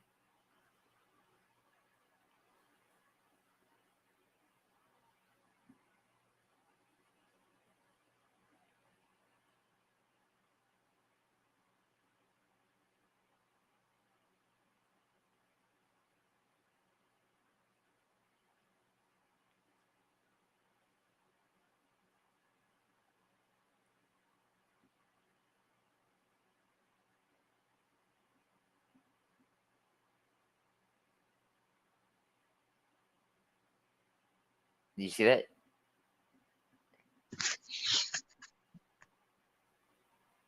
Oh, okay. Okay, so you can see his wings flapping right here. I gotta try to add it. It's gonna be difficult, maybe.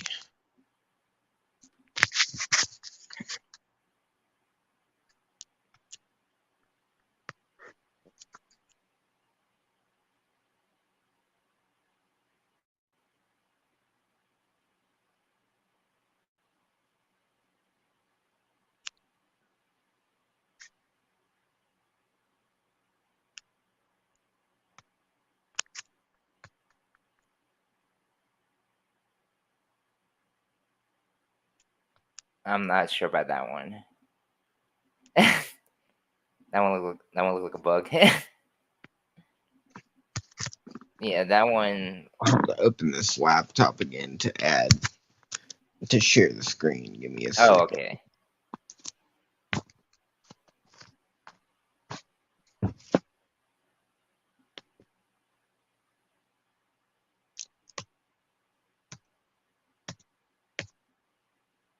I mean, that's just too much, though. Trying to catch a fairy, dude. What if you could just like hold it in a jar, like a little genie?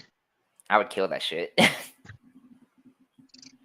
Like I got a fairy in my closet, it's a little jar, and then you go to look in the little jar, and it's not there anymore. You're like, oh my god, what are we gonna do? Because It's you loose in don't the know what's house. gonna Run. happen after that. Oh yeah, what's called? They're supposed to be known for being mischievous, but They got these little sinister laughs, probably. well, I mean, like from the video, like the kids can hear the wings flapping from uh fr- from the top of the tree. So I mean, these things are pretty loud when they're flying. And then yeah, what's it called? And then it also talks about on his pit, smoking the air, keep out locusts until they regain power, command them like the grass. They shall not kill between 1 to 5 months, stricken, shall not shape a locust be prepared in battle, head as a crown. Hair as a woman, teeth as a tail lion, iron, scorpions in the tail, given the angel.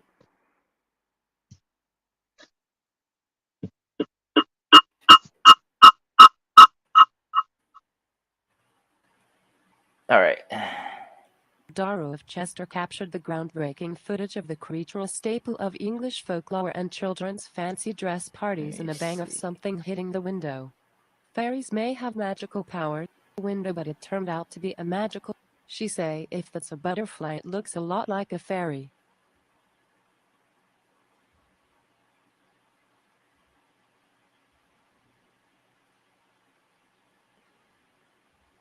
Fairy caught in garden. These people could have. Well, the thing is, like, why? Like, the weird thing is, why is it glowing on the camera though? I'm not sure. Yeah, that's the one thing that's kind of Their like ordinary what's it home called? video cameras would capture such It's kind of incredible weird because like footage. a lot of the This father CCTV and his stuff, 3 like children they would walked around glow the on the garden. cameras. At one point, one of the children was alerted by a strange sound coming from the apple tree. As the child got closer to the source of the sound, the wings of a creature fall onto the camera, but after a moment, the creature takes off and we see a small, fragile body similar to a man. Yeah, What? the what's called the original video that came from it was actually better, but you can actually see it like Real fairy it was caught on it was CCTV camera. it was the original video is like it's on the tree and you can clearly see it come off the tree and fly off on the original one. I could see it In this pretty video, clear located there on on the that one. street, a security Oh camera. yeah. According to the man Oh shot this man, video, when that he looks saw like a the spider web hanging onto screen it of though. security Is that a Alright. camera. spider? At the I start think of the so. video, on the I think left that's spider side of the web, van, but it looks like a I creature think there's a was fairy flying stuck and on the then web. sitting on a wire. When he sought to close, it looked like a fairy on a wire. Yes, he said it's looked like a real fairy.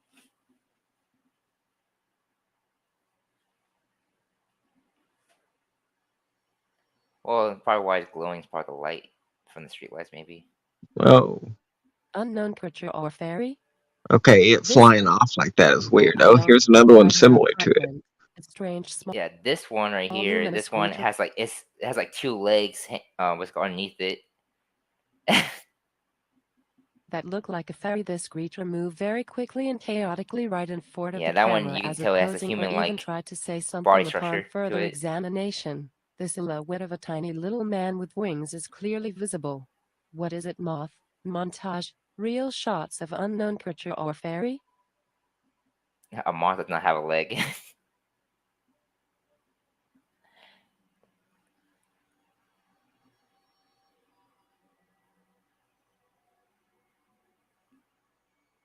Fairy caught in shop.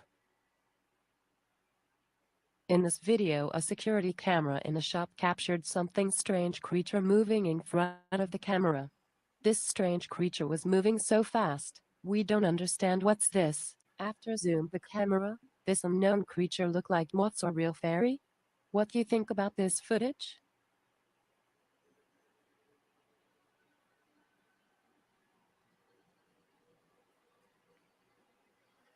Yeah, you can see. Yeah, you can see the two legs.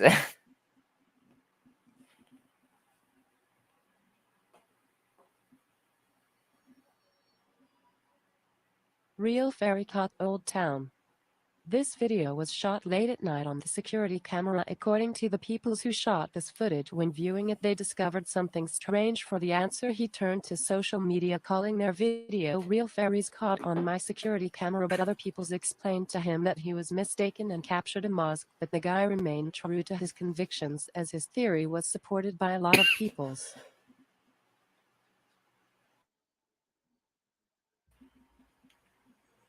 A ghost or a little fairy. In this video, a woman said that she found this ghost of a girl dressed in white in an 8th grade graduation at Murphy School grounds in Chicago, Illinois. A woman was going to school with her daughter in an 8th grade I don't know what graduation. that has to do with fairies. When she captured a photo in the school garden, she saw in the background some strange figure appeared behind her.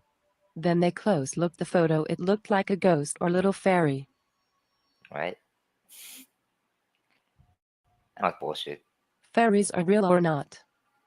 In this video we see a man enter the room, but then he returns as if someone barely audible voice made him return, since he became the rare witness of something really inexplicable. Directly near him circled the two most real look-like fairies.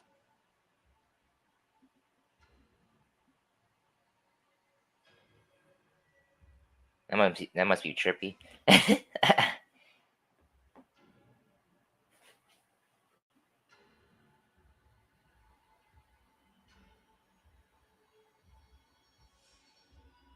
Fairies caught in forest. A woman took her handy camera out to a nearby forest and was snapping away at flowers when she captured the incredible sight. Suddenly she saw a tiny winged figure can clearly be seen hovering near a drooping bluebell, and she claims when enlarged, it looks like blonde hair and little legs are visible. She said, And it says blonde hair and looks what's called, and also it talks about what's called. They had hair as the hair of women.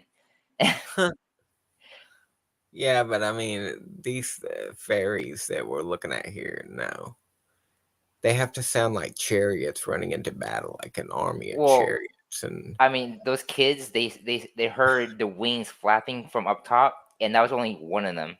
Imagine like a horde of fairies coming at once. It's gonna sound like a bunch of. I It's gonna mean, sound all right, I guess so, but that's trippy either way. Why are they just hanging around randomly like that? And they're glowing. all right. I mean, they don't seem to be trapped in hell. These ones that like were able to like find their way up through the crevices of the earth and get to the surface. They're just like, oh, now what do we do? I don't know. Find something to eat until I don't know. Well, I mean, they're like more what's called like these demons in general right now. Like these Nephilims, these creatures, the demons. What's called the what's called demons, creatures, and Nephilims and all that stuff. Like they're all just deceiving people in general. Because you got people who believe in Bigfoot, and they're saying like this is the missing link to what's called the missing link to evolution. And then you got all these other creatures that what's called like these giants. You got people in Afghanistan still doing blood sacrifice rituals towards them, offering their what's called offering their children as a blood sacrifice.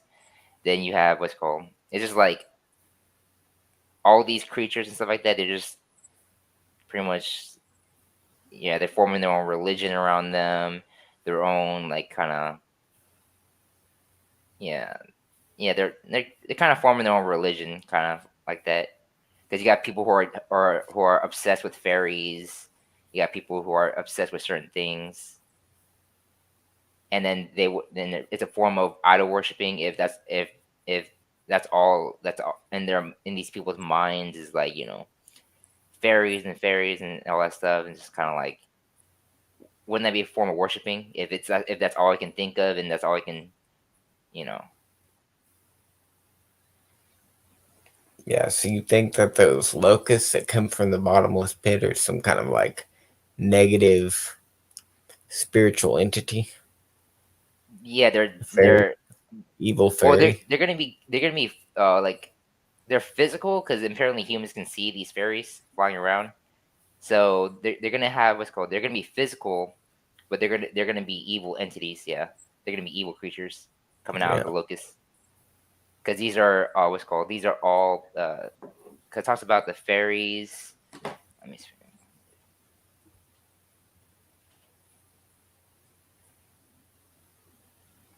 Uh,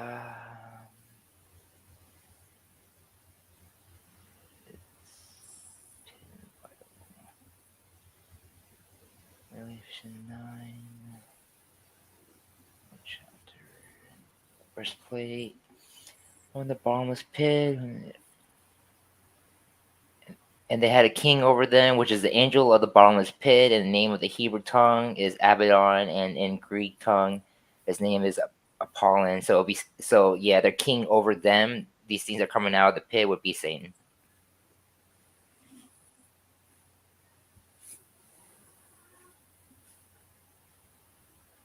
Yeah, so yeah, they'd be what's called Satan's gonna what's called Satan is the one who's gonna be who has power over them. These things are coming out of the pit. Cause I think that it gives that one a name though, like Abaddon or something. So that's not a normal name for Satan. Hebrew tongue for Abaddon. What is I mean, it Hebrew? had a key to. Satan does not have the keys to hell.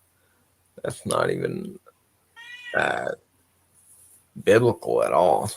Well, I'm not saying that what's called Satan He's has getting a. into hell. I'm not saying because we know that the God gives the angel the key to the pit to the hell, but the creatures that come out of the pit are what's called they have what's called they have a king over them, and that's in chapter not Revelation chapter 9 verse 11, and they had a king over them, and I don't oh who But is this that same king is the angel. which is the angel of the bottomless pit, which is the angel of the bottomless pit. Well, it talks about the angel of the bottomless pit.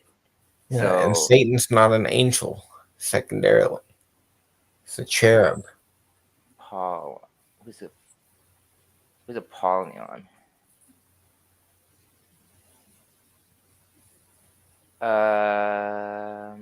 Abaddon, Hebrew Abaddon, Greek equivalent Apollyon appeared in the Bible as both a place of destruction and an angel of the abyss.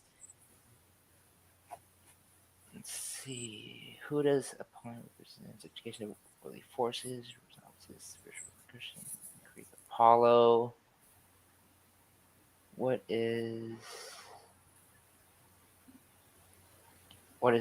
is the Apollyon?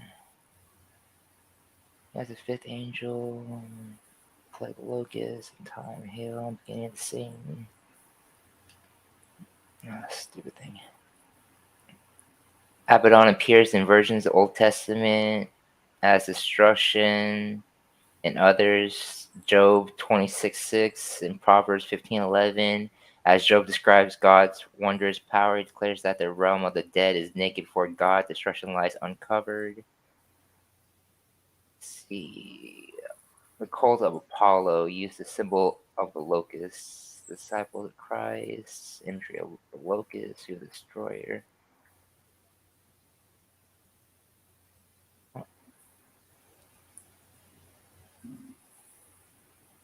Hmm. I don't know. Let me see. Does the King James use that word? Apollyon.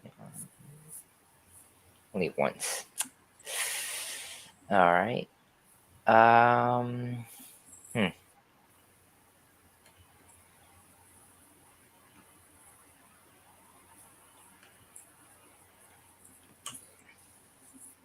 and Abaddon is only used once.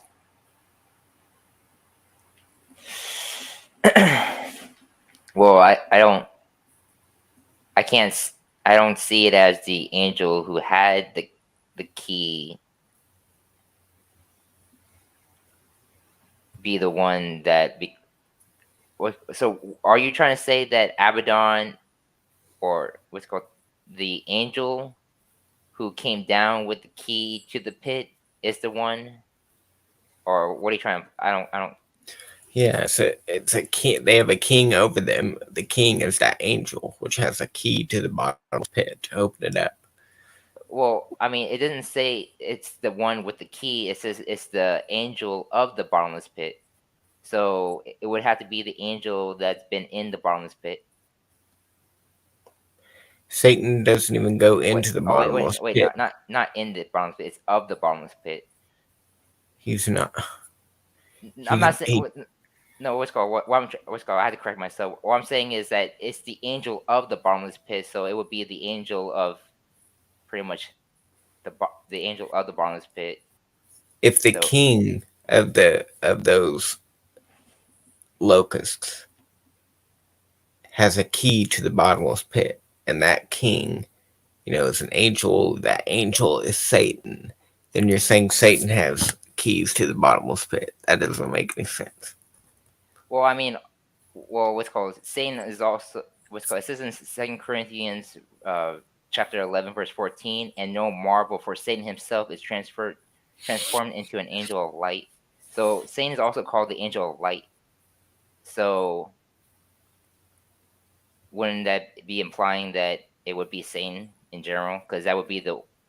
No, because then cause you're still left with the same problem of him having the keys to a realm which he's supposed to be bound in for 1,000 years. Well, if he has the keys, he has all of this army of fairies or whatever. Then I don't know why yet. Well, What's going to stop him from being delivered from the bottomless pit? He has the keys to just get right back out of it. no, what's called the angel who has the key that God gives him, and then the angel is talking about in the verse 11 are talking about two different angels though.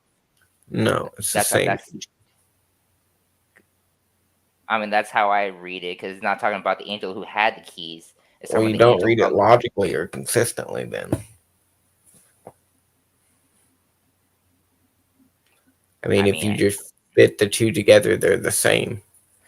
Uh, why would an angel from heaven that comes down instructed by God have authority over these creatures coming from the because they're bottomless meant to pit? do his job, which is to destroy flesh on the earth.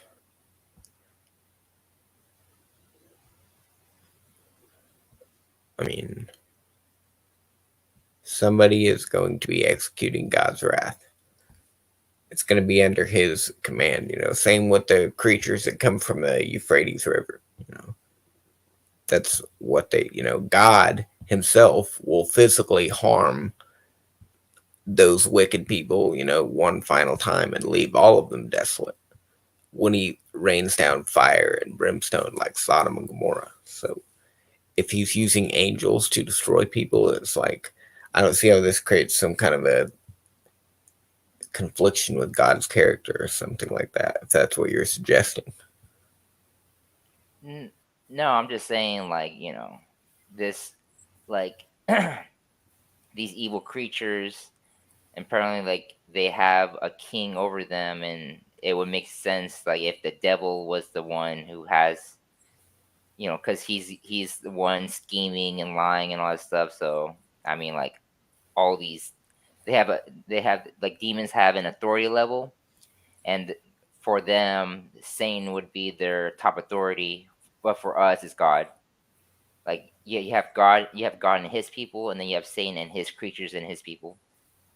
Yeah.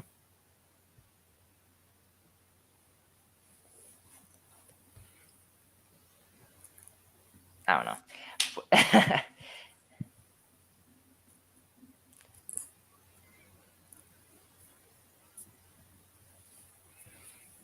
If Iger was on, he's more into the what's called the what's it called, the whole planets and the names and these with Greek mythology connections to the all that stuff, because I don't know too much about Apollo. Because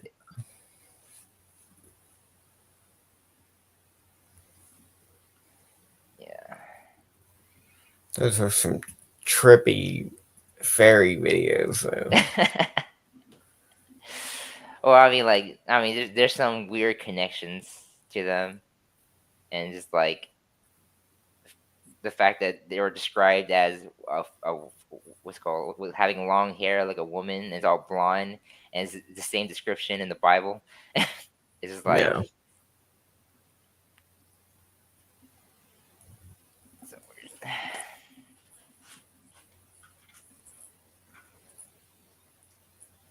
Is there any other things? Oh yeah, and there's this weird picture. There's like there's a picture of this. They took a picture of the top of the trees, and you can tell like some of these trees were not really trees, but they actually what's called they might be giants covered in ghillie suits. What? Yeah, it's Covered really in what kind of suits? you know ghillie suits.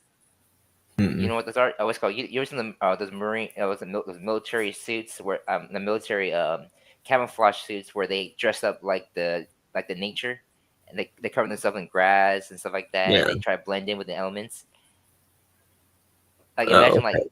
imagine like giants in giant ghillie suits, like hiding in the trees. That's weird. All right. Well, I mean, like, I want to be surprised if these giants. Well, I mean, if they're like these Nephilims would have any connections to like the deep state, like the dark cultists out there, because like there's this one video of this guy was this news reporter. He was recording in I don't know what it was like. It's not in the United States. I don't know that, but like he was off on the edge of the what's it called. There's like a river, and there's this giant boulder looking thing, and you can see it swing open like a door, and then when he turns around, and you can see it shut close, and it was like a giant ass rock door. Yeah, What is it now? like I can. imagine like like imagine what's it called like secret tunnels, what's it called like giant Nephilim secret tunnels, like but they're It, shaped but the doors are shaped like rocks.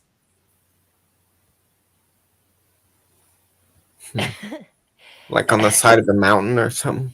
Like on this yeah like on the side on the side of a mountain. If I can what's it called let me see if I can find you that video.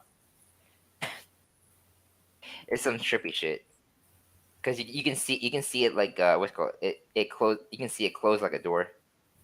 That's weird. Yeah, I gotta start uploading some of this stuff. Fairies and mermaids and talking trees and moving mountains. Who Yeah. knows what'll be next? The Well, moon will be smoking on a crack pipe uh, by the end of it. see. Oh man.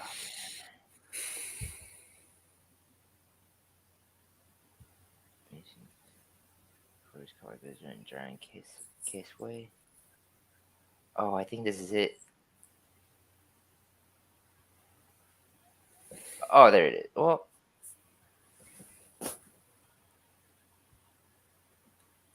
yeah, it's like this is this one right here. Let me see.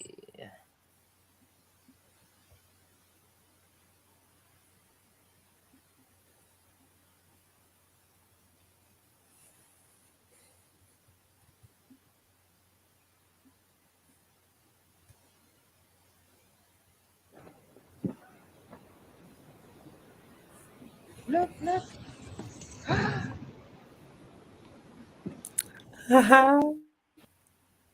Yeah, but that was The only one? yeah. There's only one. Man, that's so weird. Well, I mean, you have also Walmart and their giant drill. What's that? You never seen that? It's what's called Walmart literally has this giant ass fucking drill that they're drilling on that they drill underneath Walmart. Okay, yeah, go to that. I never heard of that.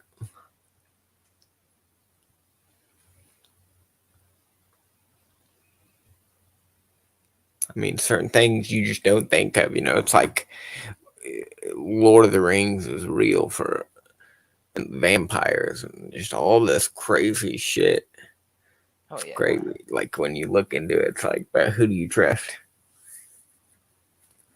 There's too much information, basically. So journalists and stuff, they're supposed to have this responsibility to tell the truth, which they just want to. They just want to be first. It's just about a market and not about the truth anymore. So whatever. And I'm not suggesting things like this should be like covered in the mainstream or taken seriously, really, but there are some spiritual matters that need to be brought to the forefront of the attention, like of Americans in the world, because some crazy stuff going on. They need guidance. Well, I mean, Anyways, the whole point of government is to control your mind, because govern means to control. Ment in Greek means mind, so it's all about mind control. hmm, It's about just making sure people stay in their little bubble in their head, and then tell them that yeah, everything's gonna be fine until yeah. the Super Bowl doesn't come.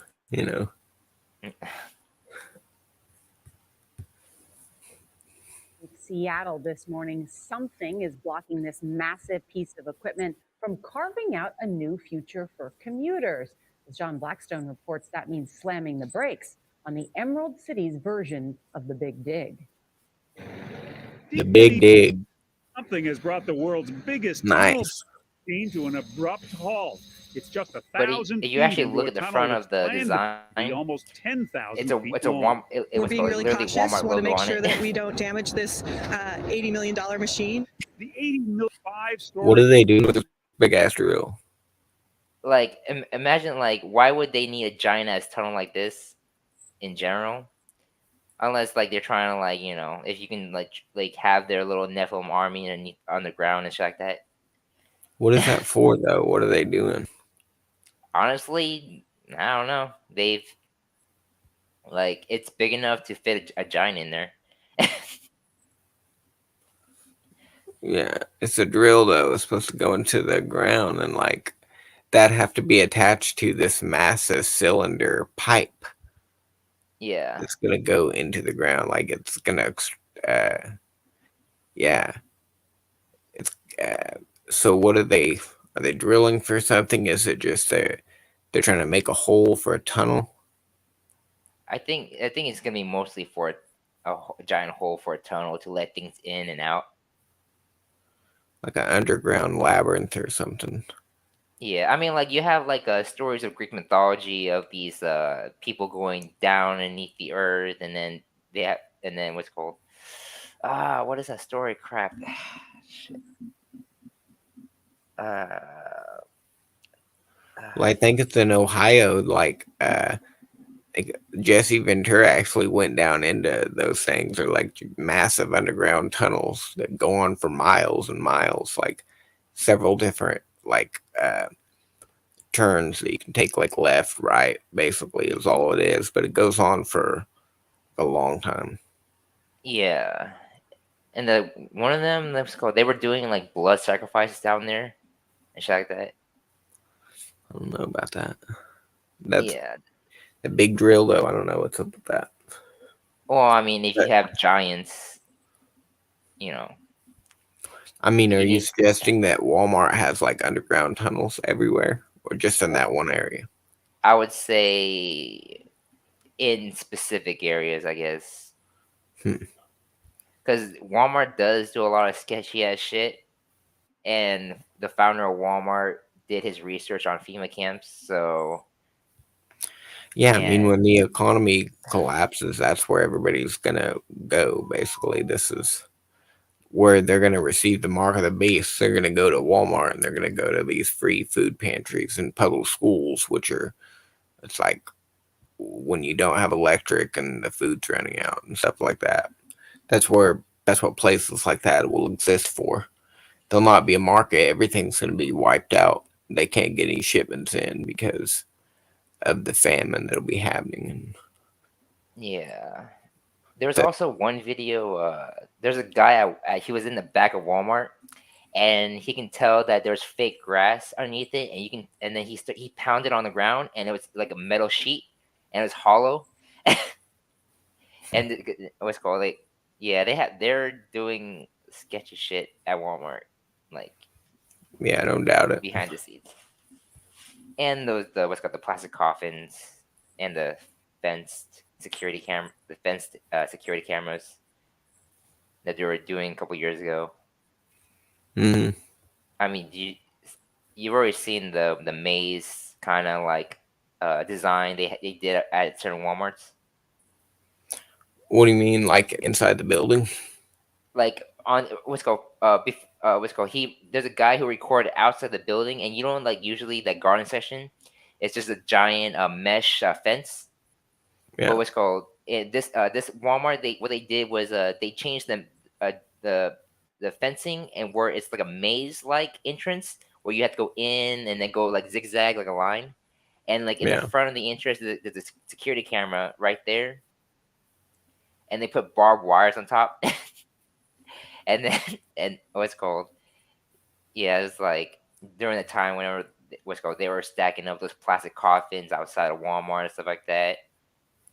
Well, they have literal concentration camps, as far as I know. Like they're all over America, as well as guillotines. A Oh lot of yeah. guillotines being prepared, which is kind of a strange thing to stock up on. Well, I That's mean, but they made sure to quiet to like make sure that nobody knew too much about it by calling it a conspiracy. yeah. We're I definitely think not that ordering these. major, like when this abomination of desolation occurs, the Antichrist taking power. It's like he goes to war with everybody. This will begin by major cities of America being attacked, and then the economy totally collapsing and being given to Islamic forces. That's my opinion, though. But when this happens, places like Walmart and stuff and these concentration camps are going to be pretty necessary, because not only do you not have to participate in the economy by taking the mark, but if you don't, you get killed. That's what it says. So it's Yeah. unfortunate. But you could live outside of the system, as long as it was somewhere in the mountains or something where you'd have to. What's called thing is like it talks about a third of the trees being burned down and stuff like Yeah, that. So I mean, like good luck. not a lot of places to go. Yeah.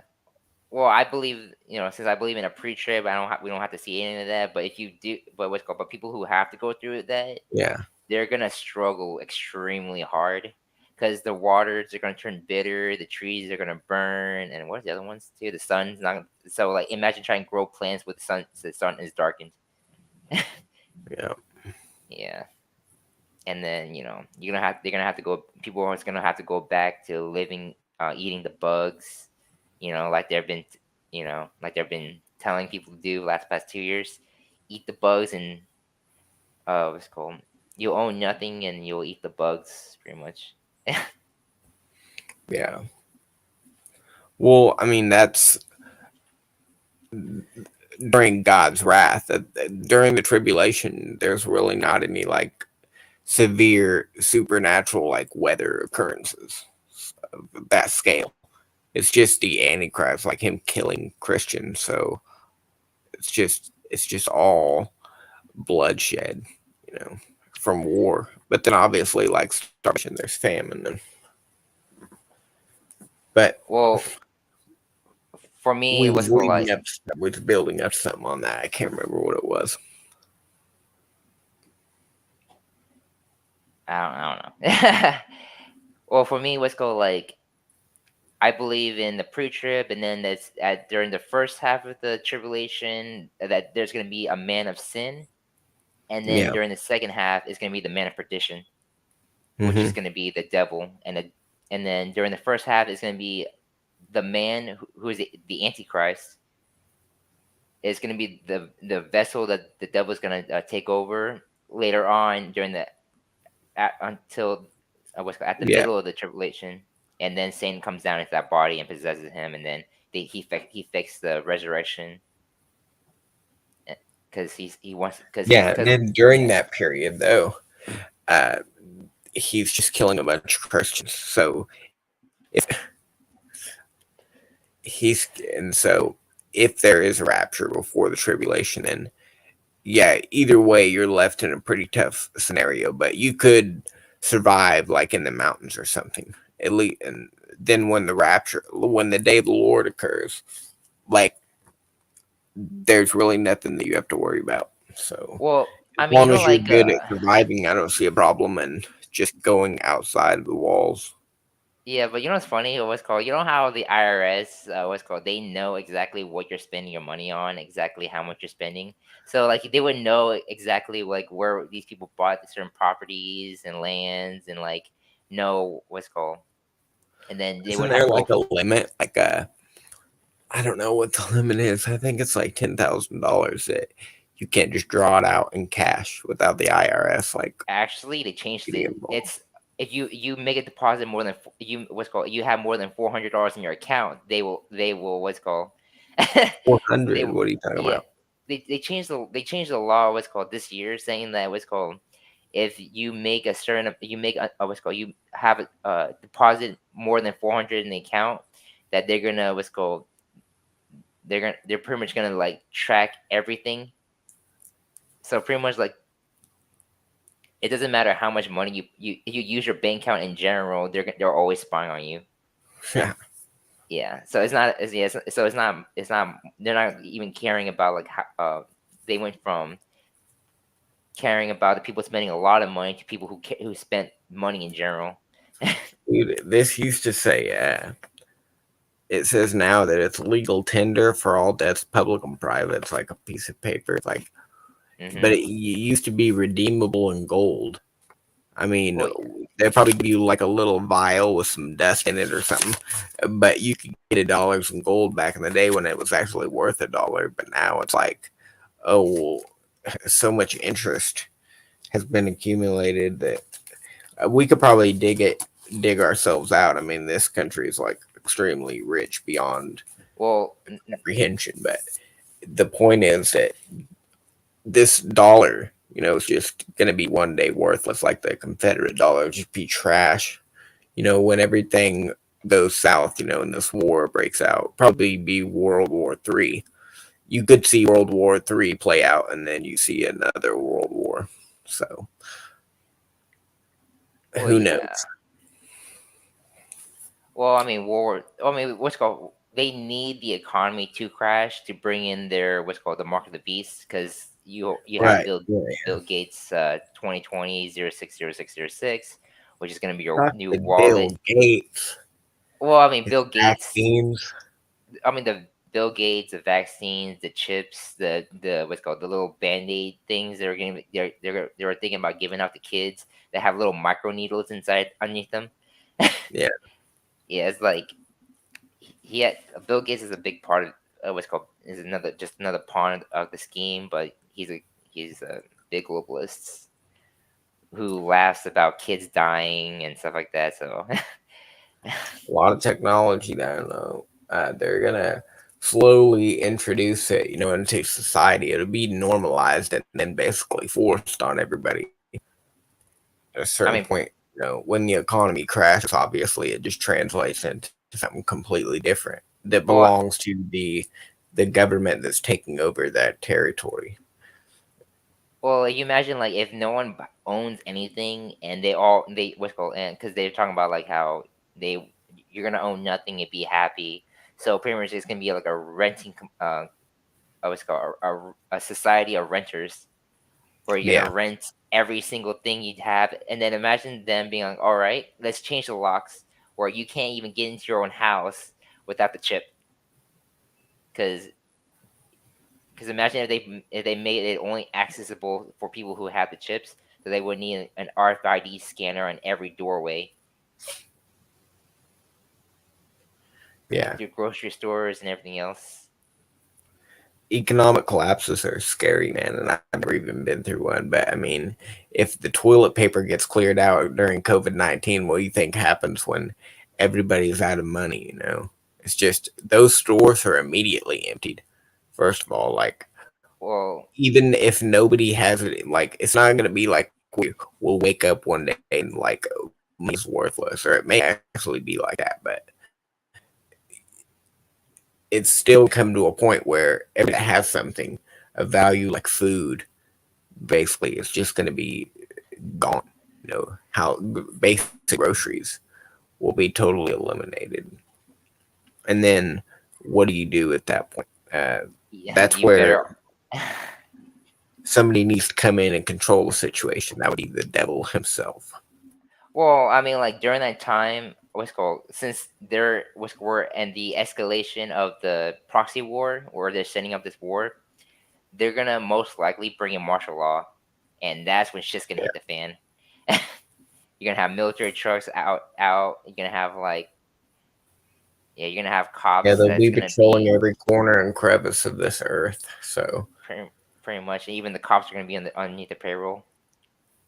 be difficult to navigate. And I think that I could do it though. I'm ready to do it. Survive. Won't be for very long. It's like 75 days according to the Bible. So I don't see. Well, I mean, I know that I can stick it out for that long.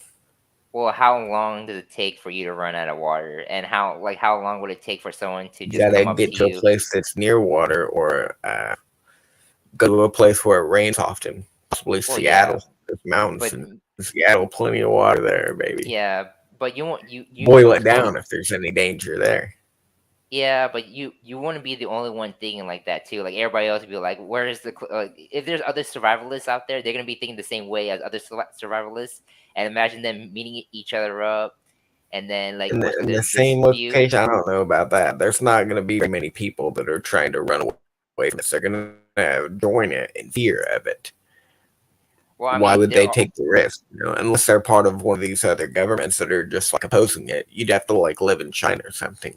If we're well, I talking mean, about America, you're either running to the mountains or you're just going to join everybody else and go to your local Walmart, get your vaccine and your mark, and then move on with your day. well, I mean, there's gonna be for me, I believe there's gonna be three. Well, I separate people like three different ways. Like one is gonna be the one who will easily join in, and then the one who will fight back and stand their ground, and then there's gonna be third ones who runs away and try to hide in fear. Is because there are people who are out there who are like, I have a farm out in this area and I'm fully stocked with guns, and anytime they want to come and kill me, I'm fucking ready. Like there's people like that. Yeah, definitely. Yeah. So in that case, I would say that I mean, the Bible does say that some will be delivered when they're brought to trial. So it's like God protected people in the Old Testament. I believe that's possible too if you were to like get caught. And yeah, the Bible does teach that we should run to the hills. So I think that that's like that's definitely some survival skills that anybody needs to learn to just pitch a tent and be able to survive in nature for a few weeks. But in that case that you get caught, there's a chance that you could even survive just being held in prison. You know, I don't know. Like imagine one like minute you're people. behind bars, and the next you're just in the clouds. You're on that cloud nine. But That's imagine what I like want. okay, so you're living in this world and everything's convenient. You have AC, you have TV, you have electricity, and everything else. It's fine, and you have your food and your groceries. And then imagine going from one drastic living situation. Well, I mean, not one drastic, one normal living situation to a whole different living situation where you have to forage for food, you have to find whatever's safe to eat, and you're just out in the wild, and you gotta hunt for your food. Like, it's like it might sound it's it's more harder than it sounds like because like No, yeah, a lot of people are even gonna die. oh That's the yeah whole point, though. The whole point of the story. and how it Oh plays yeah. out. But I mean, like for people who actually survive through the whole tribulation, they're gonna have to go through a lot of shit and a lot of hunger, and I mean, most likely cannibalism is gonna go crazy. It's gonna be a little bit crazy out there. Yeah. Yeah, it's gonna be.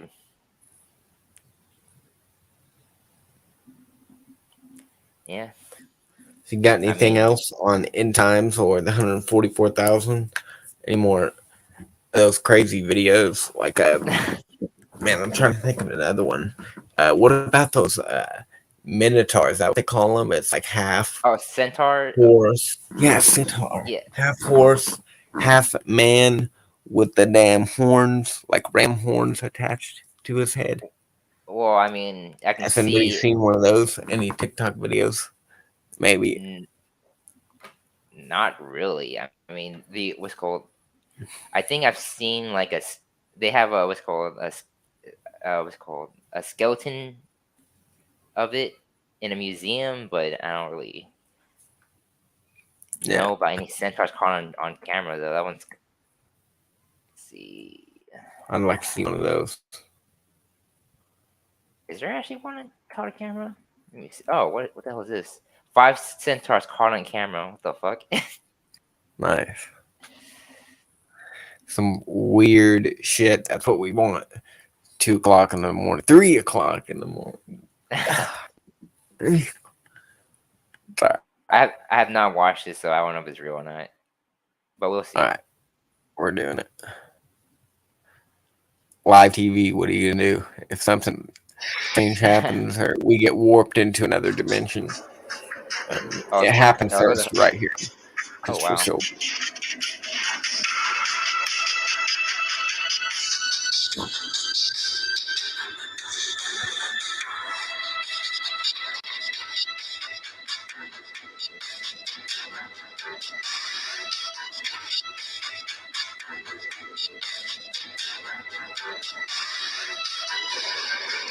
What'd you think of that? The first one?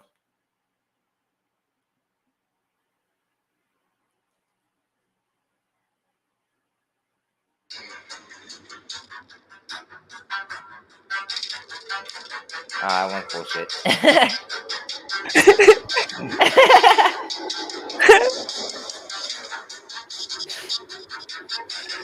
That's so lame, dude. I know, right? What is? That one's fake. Yeah, that one's not good either. What's that?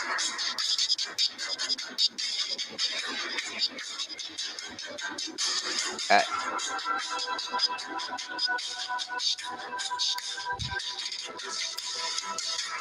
That's okay, just that was okay. okay. The That's first not good. one, I like the first one. I'm not The taking other, any of those seriously. well, I mean, the first one wasn't bad. The second and third one was really bad though.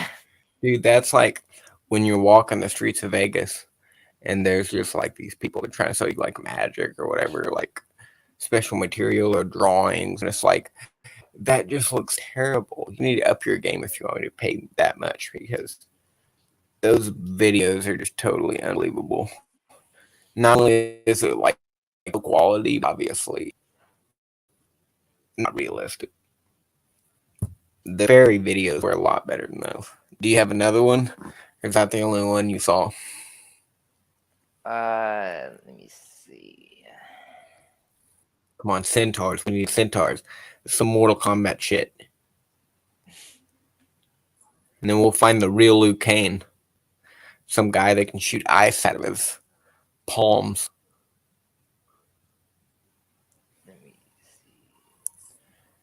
What is this? Has there ever been a frozen guy? You know, that they like thawed out after 100 years? He's like, Well, what are we doing? Where are do we they at? even? Is They're that what's called buzzing. that cryogenic kind of like They have Yeah, like a cryogenic chamber. Yeah, is that even real? Like, does that even Wake actually up in the work? future, man. Start hearing things that you never heard, you know, like a phone ring. think that there's like a tumor in your head.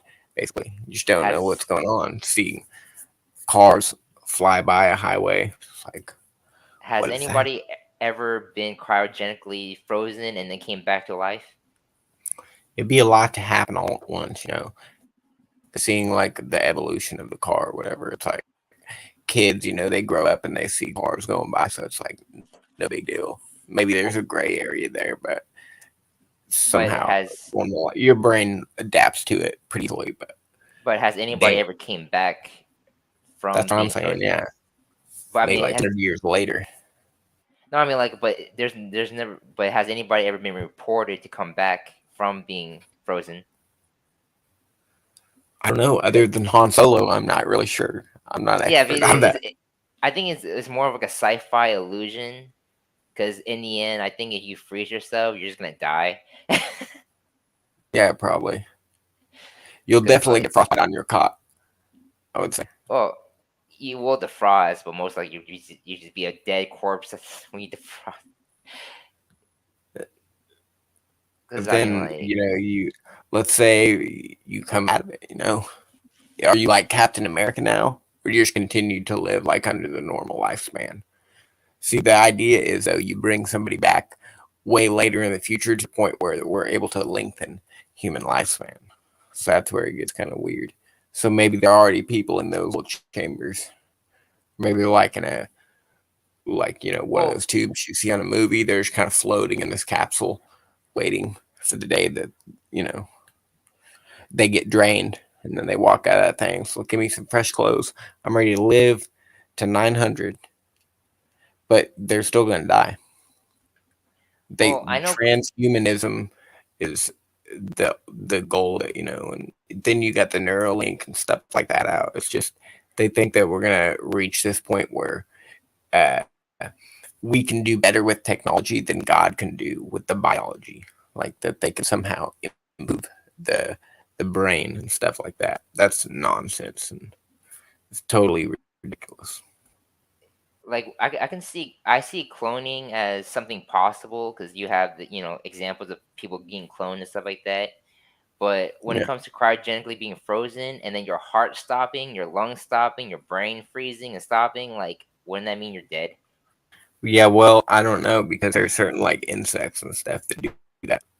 Certain plants that require to be frozen before they can even grow. Like you have to freeze them, then they thaw out, and then they can grow.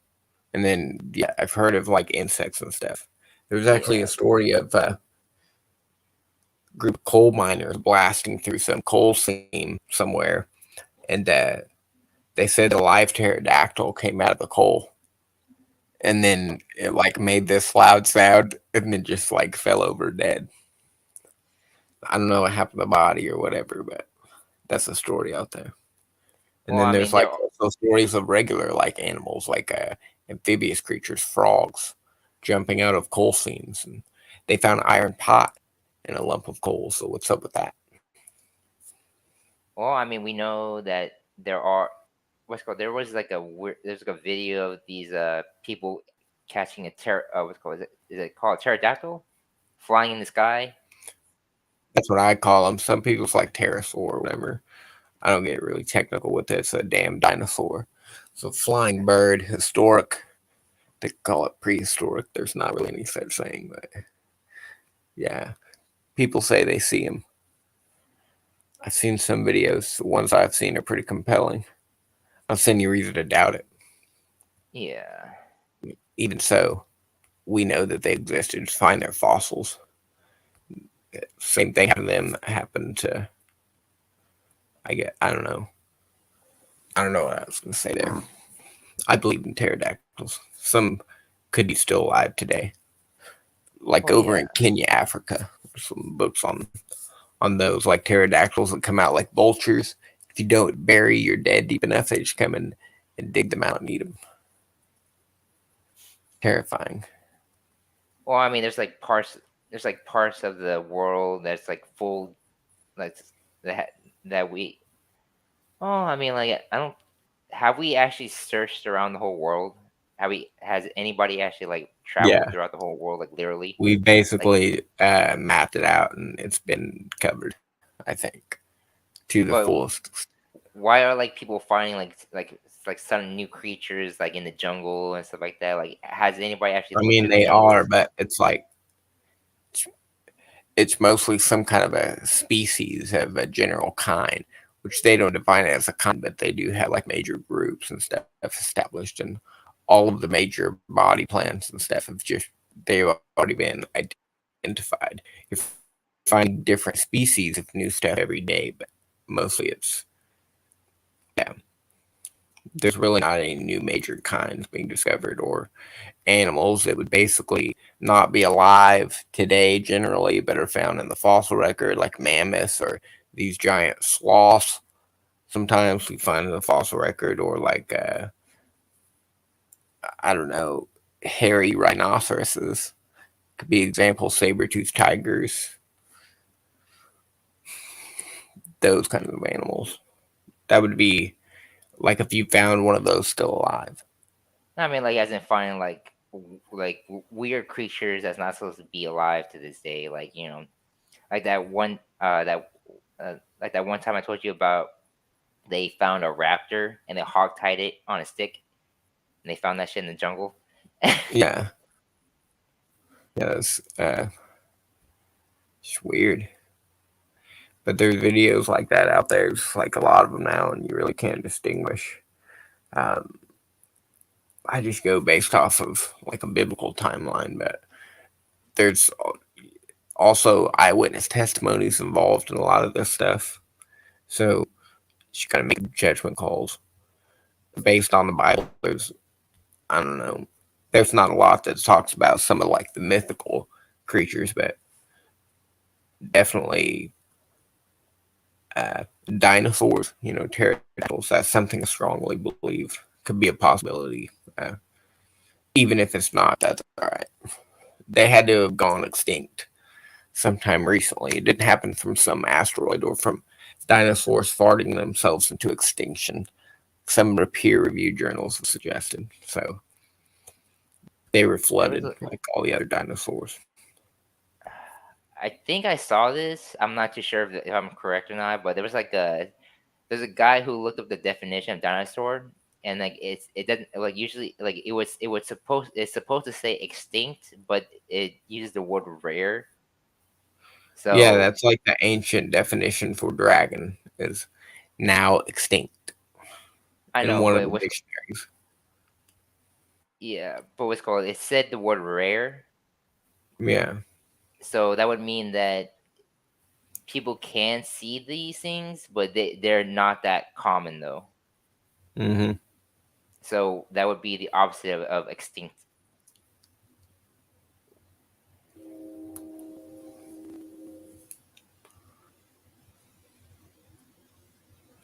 Yeah, I mean, who knows? I mean, there are some areas though, which like minor areas like that, like with the minor exceptions, like we've covered it all, but not like a lot of time has been spent in all of it. So I don't know, like giant swamps and stuff from like the Congo and places in Africa could contain the remnants of some of the dinosaurs or other things. I don't know. There's a lot of things hiding in the world. You can find panthers in Oklahoma. Okay, nobody ever actually sees them. You have to be like an expert tracker to go out and actually find out where they're breeding and stuff and where the majority of them are. But there are panthers in Oklahoma. It's like seeing a live car crash if you were to ever witness it, though. You're definitely not going to have a camera out. So I think animals could be hiding everywhere that aren't really even documented. You know, I don't want to bring up Bigfoot, but Well, I mean, there's some Bigfoot, weird. he could be like an extinct ape out there. And nobody's tracked him yet because he just moves so fast and they don't really uh, stay out in public. They don't get out that much. They stay in the forest and really suspicious about anything that moves in general. So, Well, we know that they're also really strong though too, because they can yeah. the way they make those the calling sounds using those giant as logs to hit the tree. What calling sounds from? What are we talking about? It's like Bigfoot what's called or yeah, like pterodactyl? Bigfoot. Yeah, when you have like Bigfoot, Okay, I've never heard of yeah, that. What does a Bigfoot mating call sound like? not like a mating call, more like when they're trying to call for others and stuff like that. They what's called they pound on the trees. Okay, Yeah, because you just with can their what's it called fist, what or what do they pound on the tree with? they Some other stick? yeah they use a giant log to pound on the onto the tree.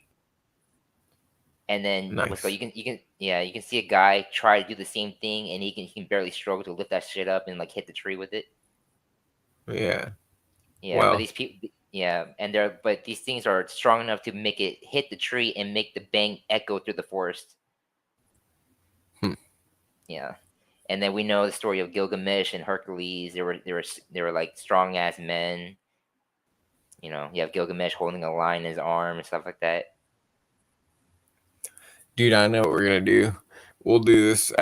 We'll just like I don't know. I'll find some videos and you can pull up some videos. We'll find like a certain topic and just find everything that we can and review the videos. I think that'd be it. That get actually a lot of attention. So in the What do midst of you it, you we ever can did talk any about what's other it stuff. called? But You ever did any research on succubus though? Like what is how it? they what's it called a Succubus? succubus? Yeah, succubus. Succubus? Yeah. Okay, I was You ever making sure I was hearing it right because there's a succubus and an incubus. One of them's a band, one of them's a real person, and the other one's the opposite. But succubus is like a female person that's just after you for your money. What can you do for me?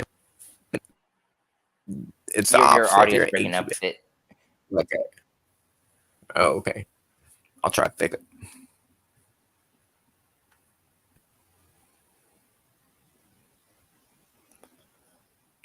Why? What about the succubus? I mean, like what's it called what's it called do you know about the demon succubus?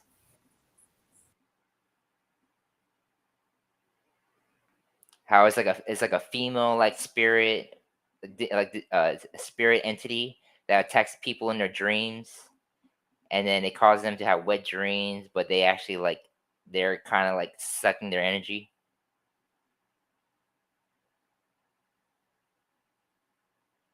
Your audio is not working now. Trying to get it back on.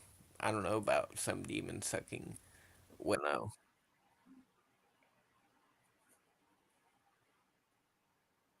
I think your audio. Okay, I can hear you, but it's very faint.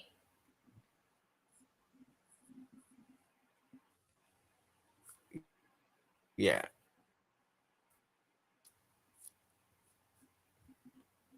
it should be good.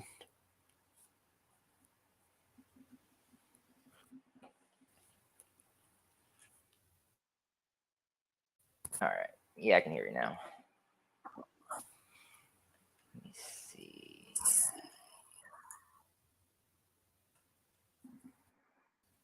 Yeah, because like when you think about a succubus, the what's it called like she what's it called. I already told you that I got attacked by one before. Did I ever tell you that? Yeah. Yeah, what's it called and it had like I think I probably met a couple too in my day. Succubuses. well, I mean like are you talking about like real people or are you talking about like demonic entities succubus? No. So you're talking about like a demon? Yeah, I'm talking about a demon. I'm not talking about a real person. I'm talking about like a demonic entity attacking me in my Alright. dreams. Is this Like like a female demon? The gender? yeah, yeah. You can tell she had a big ass, a big breast. She had wings, purple Nice. skin, a tail, and yeah, Oh man, what's up with the purple skin, man? That's my division, I don't like that, man. I'm all about quality, but hell with the purple people. I'm not good with that. If you got purple skin, something wrong with you. yeah. It was like a dark You see purple someone with skin. purple skin, Do you have like a sixth sense or something? What's wrong with you? Wait, what? Seeing purple people with the demons. Well, I mean, I've only seen one succubus, and that was in my dream that attacked me. And then like I've seen other type of demons out there, but yeah, just like I've only experienced it once. Attacking me in my dream, and that shit was intense because it felt real, too real. Yeah.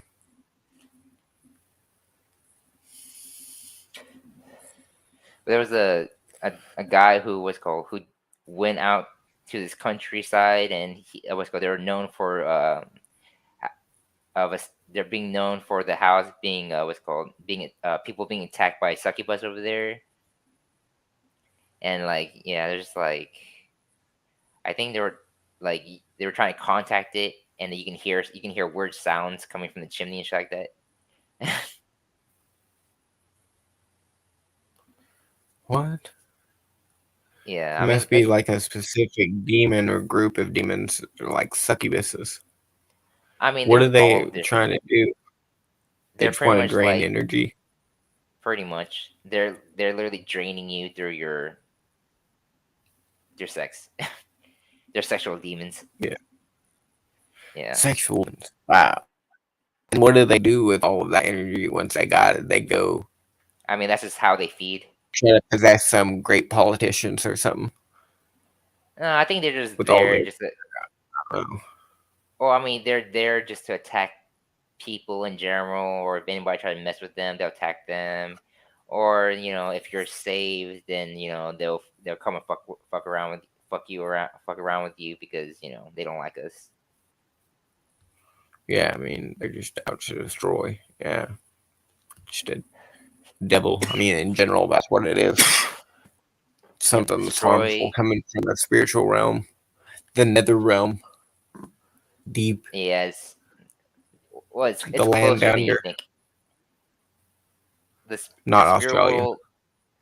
Well, I mean, the spirit world is literally what's called like overlay is our physical world, and that's why they can. That's why what's called they can attack us.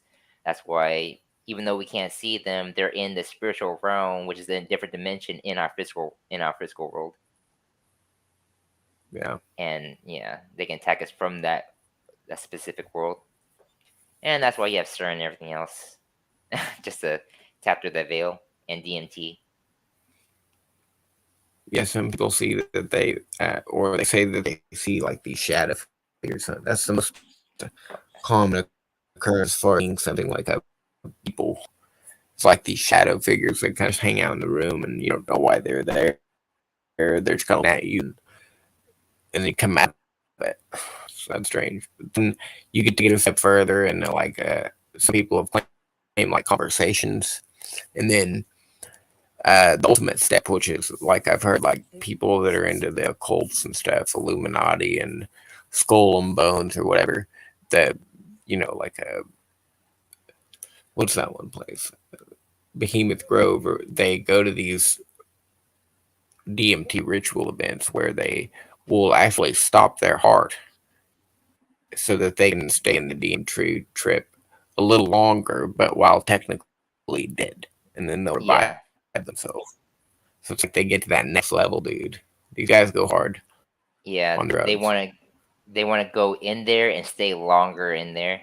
And it's like, Yeah, yeah, they're that is crazy, man.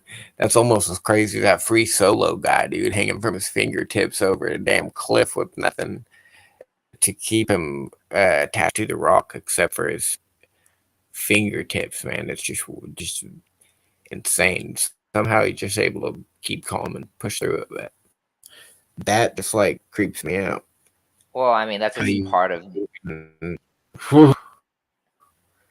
Well, I mean, I know that I'm gonna go to heaven when I die, but I don't want to do it that way. That's not how. you're not supposed to do Falling it off. that way because you're only contacting other demonic entities, and that's how Yeah. like Do you think that he's possessed? Is that how he gets that done? climbing those cliffs without a rope. Who? That free solo guy. Free solo guy. You know him, like he rock climber with no harnesses. I mean, is he a known Satanist or something like that, or No, who knows oh? though? Because it takes a lot of balls to do that. Well, I mean, It's, there are I would say, insane. I don't know how you could be well, mentally right in the head and be able to do that.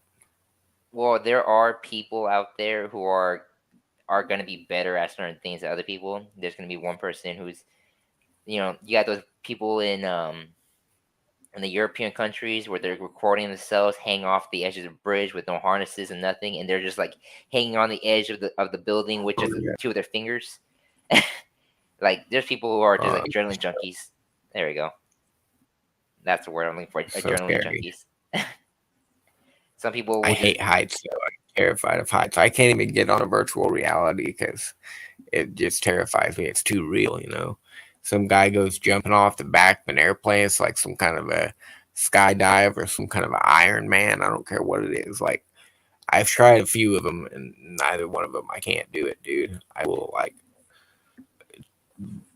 I know two of the times I tried to put a headset on, I threw it across the room. Like, it freaks me out, dude. I hate heights. oh yeah, I'm not good with heights either, but I like there's like this robber's cave, and there's this giant slope mount rock you can climb up. But then there's a certain point when you get halfway up there that you know that you can't go back down, because you go back down, most likely you're gonna fall. So I went up that shit, but like the adrenaline rush helped me conquer over the fear. Yeah, But yeah, but I mean, sometimes it can be fun. scary.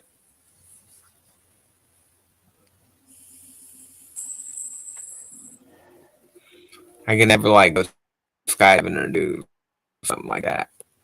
I mean, I like plane rides are perfectly fine.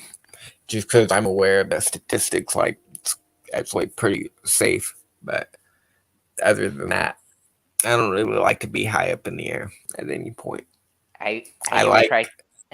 being high up, and like a what do they call that? Pikes Peak in Colorado. Like high up in mountains, that's fine as long as you're steady on a level plane. There's no like cliffs or anything nearby. Even like I'm fine with cliffs, but you don't want to get me like on a dangerous situation where I'm high up in the air. That's just not good. Well, I mean, like, have you ever went to Las Vegas before? No. What's called? You take a plane ride into Las Vegas, and then you're going in there. Like, what's called? It starts shaking when it starts landing, because there's so much mountain over there. It's like literally like it's like surrounded by mountains. So like when it's descending, you can feel the plane start shaking like crazy, like the turbulence. It's really like it's intense, because it feels like you're like the plane's about to crash. Where's it at? What's it called? Because I was flying from Dallas all the way to Las Vegas, and it's getting Yeah. into the what's it called the into the when it's landing into Las Vegas, whenever the turbulence are really bad. And it what's it called, yeah, because I was holding onto the chair. I was like, oh shit, because I've flown to Europe and shit like that, but I never felt so much turbulence just landing in Las Vegas. I wonder if it's like that normally, like every landing. It is. It really is, because a lot of people they're like a lot of people that are from Las Vegas, they were used to that shaking shit. I was not used to that much shaking to land. Dude, yeah, I mean, I remember in one plane flight when I used to go visit my mom in Georgia, like that plane started shaking. It was one of those little planes. 'Cause like, you fly to a place, but they make like a pit stop. I don't know what they call that. It wasn't a one-way flight, so Like a private. the second plane was like this tiny ass thing, and then there was like a storm, it was shaking pretty bad, but Oh, I still even felt safe in that scenario. Just if you really look at it, it's pretty safe to be in a plane, even safer than a car. So just gotta perspective, I'm not really too afraid in a plane. I don't know, maybe I was just used to it because I don't know, everything just feels comfortable in a plane. I'm too relaxed in one of those things to be afraid. Too much oxygen in the air and comfortable seats. Oh, some people can't sleep on them, but I Oh love those yeah, things. I can't sleep You on could that put me shit. in a Like, VIP, but I mean, dude, I'd really make it in the travel business. I'm telling you. well, I mean, the VIP Like sounds those little nicer. flight attendants, sometimes they serve out free peanuts, and if you, oh man, love it. Have you ever fly anywhere, Peter? I've flown to the Netherlands. I've flown to Cancun. I've flown to The Las Netherlands, Vegas. Yeah. dude. There's like some wicked mountains up there, right? Over there, there's a lot of plains and fields. The ocean over there, it was kind of cold, looked kind of dirty.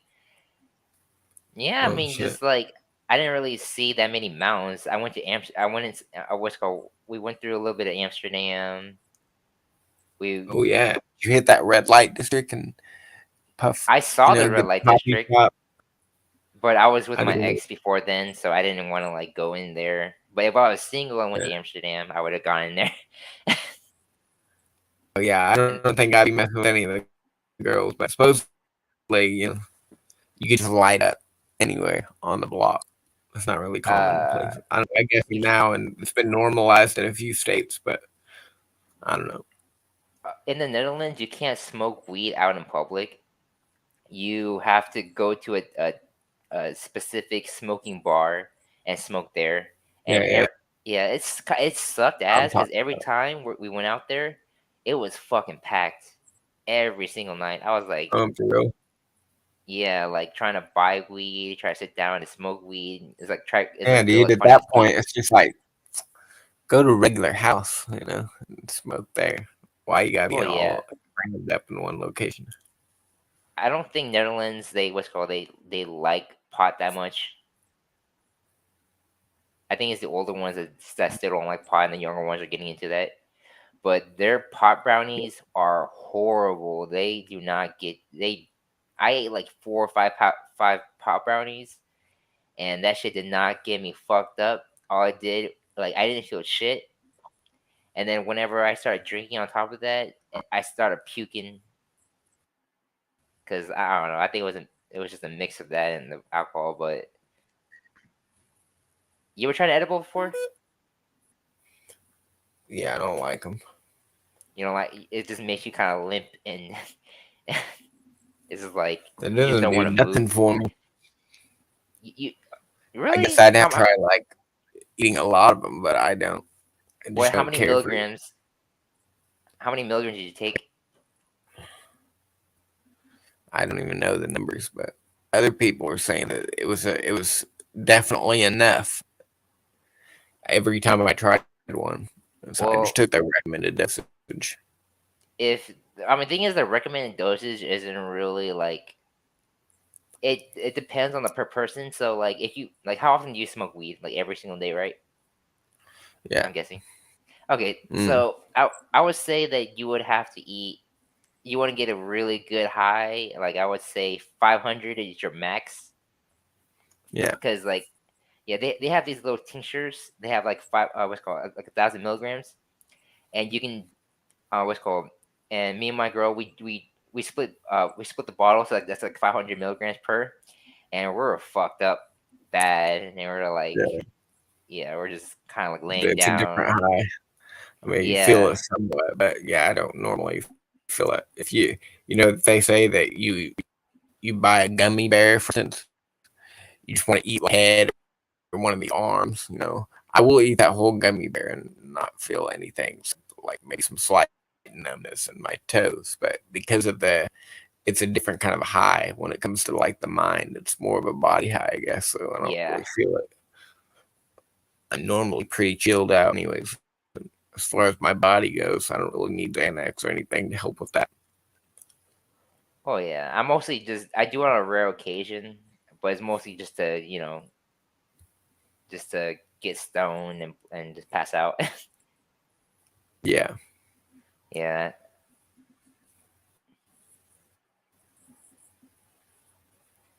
You ever like Going on in the chat. No, that can't be all you. I haven't even been looking at the chat. It's been going on oh for 3 hours. all right. Iger was in there earlier. Oh my gosh. If he didn't come here, it's just in. He Oh, may that was still like be there. So come that's in like here two for a hours few ago seconds. though. At least give this serenity prayer. So, Mark Basket, any explanation? Let's see, pull it up.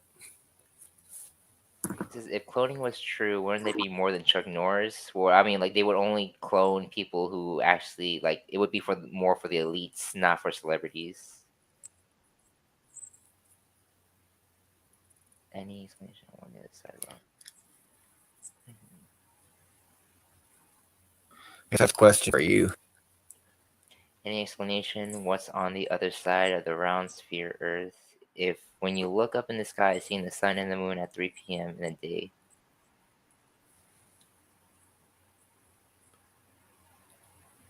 What's on the other side of the round Earth? Oh, maybe that is a question for me. Yeah. 3 p.m. in the day. I'm not sure, man. I don't like I the mean, flat Earth topic. We you can ever seen? schedule a debate Mark 479 2563. Look at my other dates on the debate playlist with Peter and Iger. And if not, every once in a while, I get on, like, I'll get on Iger's stream, or I can do another, like, on an after show or something, and we can just talk about it. The flat Earth. Otherwise, I can't even answer that question. I I mean, have can't you even ever? think about that question right now because it's probably getting too late in general. I mean, have you ever seen the sun and the moon out at the same time?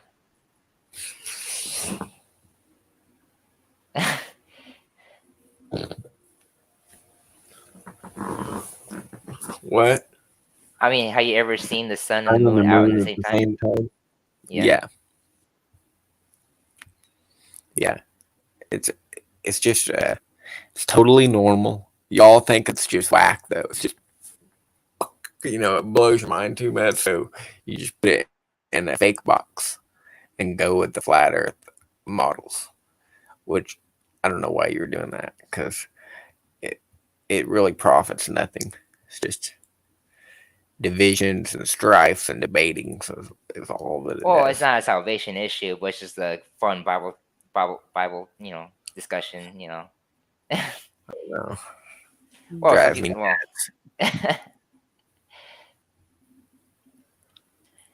nuts. Unless Iger wants to get in here, I don't. he He might said that. already passed out. Yeah, this chat was like 2 hours ago, so it's been a while. There is two people at least in Oh, here. There's Chris Lucas. He's been doing some stuff. Jamie did a rebuttal against one of his SDA videos because he's been going hard on the SDA. And then Mark says something about Bigfoot here. I hear Bigfoot identifies himself as average, but probably. I mean, that's like, yeah. When you go to Greece, you get this Greek candy. Well, and when you're in Greece, it's just candy. So why are they calling it Greek candy? So the Bigfoots are just Bigfoot. They're not even a Bigfoot when they're talking to each other. It's just average foot. I think that's foot. I guess I don't know what they call it. I think that's a joke because, like, you know how like people were saying I identify as a plant or identify as a cat. Yeah, I think he's joking about how Bigfoot would identify himself as average foot. Yeah, I mean, what would they identify themselves as? If you were a Bigfoot, what would you call yourself? Do they have names? Or are they more like they're Nephilims? That's all they Hmm. are. All these creatures, they're just offsprings of starting from the fallen angels, the humans, and then those offsprings going off to other creatures, and I mean, yeah, Nope. they're all. I don't know about that, but I think that whatever it is, it's some weird creature, and possibly demonic. Who knows? I mean, a But lot of these creatures are human-like, though. but that one, it's way too damn big and way too hairy, and I'm just wondering what they do, on a regular basis. But Mate, if you did have like a name, if you your own pet for Bigfoot, or what do you call it? If it was a male, you'd want to give it like a you'd want to give it like a cute name, like a strong name, hairy, big-footed beast. I guess. I mean, if It's good anybody ever enough. find a Bigfoot, you Strong kill it. names. Harry, definitely. That's like one of those. Yeah, like Dick. You really are strong if your name is Dick. There's like multiple Bigfoots around the United States and stuff like that. You're here like different type of Bigfoots. What? Multiple Bigfoots in the United Yeah, States. yeah, because What are you know how like for the giants there are different tribes of the giants, and they? Yeah. each tribe have like different distinctions to them. Like they have like one of them have long necks, some of them have horns. Like there's like what's it called these Bigfoots. There's like some of them like the one I told you. Like there's a lady who said that the Bigfoot was talking through her what's it called telekinetic, like through her Yeah. mind. And then there's like one where it's like a sting monster. I forgot the name of it. It's like a stinky Bigfoot where you can literally smell it Stinky around the. Bigfoot. Yeah, Yeah, I've heard of those actually. yeah, and then also got Yetis, the ones that live in Oh, the dude. snow. Yeah, Fuck the Yetis, man. They be cold. Actually, they don't even feel a thing because all that damn fur. But if you get close, they ain't got nothing to eat out there hardly. You be dead. The yeah. So Yetis. like different types of Bigfoots. Same thing with different type of giants and like you know. Dude, they say that you can find one in Grand Theft Auto San Andreas. I never did. I tried one time. I couldn't. You never tried that one? Nah, what's called? It's out I've there. only It makes me, dude. You should YouTube it or something. Pull that up. Did somebody find? Because I know it's out there. I never seen the Bigfoot San Andreas. Maybe that's one of the special species. It's like red or something. It's like red hair. GTA Bigfoot. Yeah, there it is. You have a white Blackfoot. Like albino Bigfoot. That would be that snow guy, the Yeti. But you have a black big. You have a purple Bigfoot. Who knows? Stuff out there. What I have you look up? I remember now. It's getting late. What's it called? You want me to look up the Grand Theft Auto Bigfoot one? Yeah, dude. I try to find it. It's really tough. People have done it Here though. it I know is. they have. Damn This is like Bigfoot on the Grand. Once they get their virtual reality upgraded, this is going to be virtually, if you will, indistinguishable from reality. You're going to feel like you're in the woods with this big creature. It smells really bad and it's huge. It's hairy. It walks like a man. This is horrifying. But you know what? It's the truth. Oh my God, that looks like King Kong. A lot smaller though. you It always just gotta make looks like sure. Why is he scared? Oh, because I, you got a gun, I guess. Why doesn't he just run off? Shoot me, human. Aw, dude. I just did. Shoot me, human. Make it Are stop. you kidding me? I just shot your ass and stopped. I'm the last of my kind. Evolution is a bitch. We've lived in these woods 1,000 years. Man, wait a second. It's just a fucking mask. Does Make it stop, human. Man, shut the fuck up with that bullshit. What the fuck is wrong with you running around the woods in a costume? This is the new Grand Theft Auto. Thing of San Fucking Andreas. freak. Oh, okay. Let me see.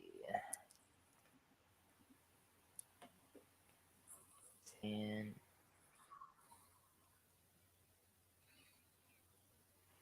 Yeah, that one. Oh my god, dude. Oh, and this is part 2.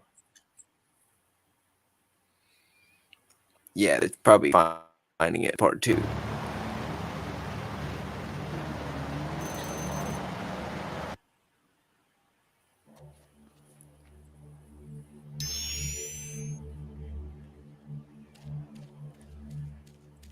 Does he ever You find gotta it? get thermal glasses on. That's probably why I missed it. I didn't know you had to get the Yeah. thermals on. Cause that shit's too hard to see in the dark. Oh, it does make sense. The guy being in the dark. You know, he doesn't see coming. Even though this territory there with the night vision. He probably doesn't even have night vision, the Bigfoot, for all we know. He's running over stuff, you know, he's clumsy, he's hopping over fences, leaving his fur behind. I mean, come on. I want to see this.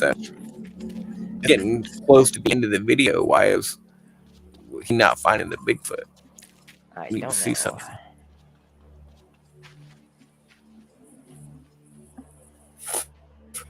Come on, Bigfoot.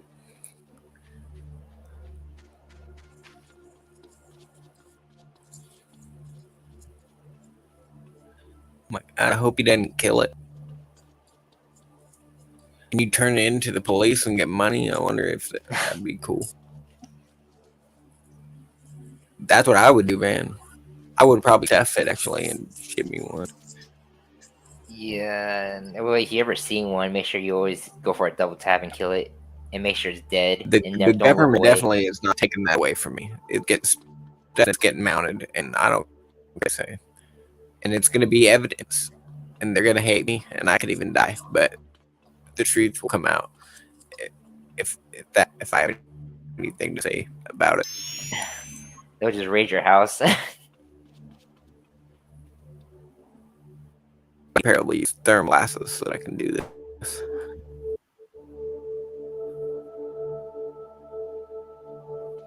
Go out and find Bigfoot. That's gonna be my last YouTube video.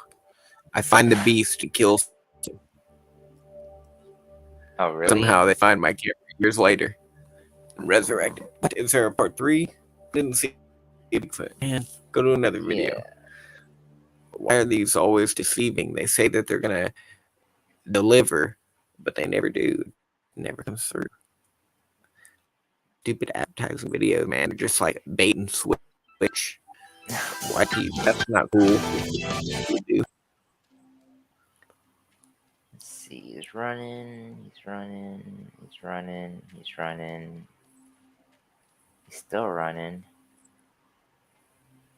Wait, what? I don't understand. Maybe he lives in a house. Oh, there he is. He's going out in the woods. Let's see. But that was the end of the video. Oh my gosh. Man, there's supposed to be a Bigfoot on San Andreas.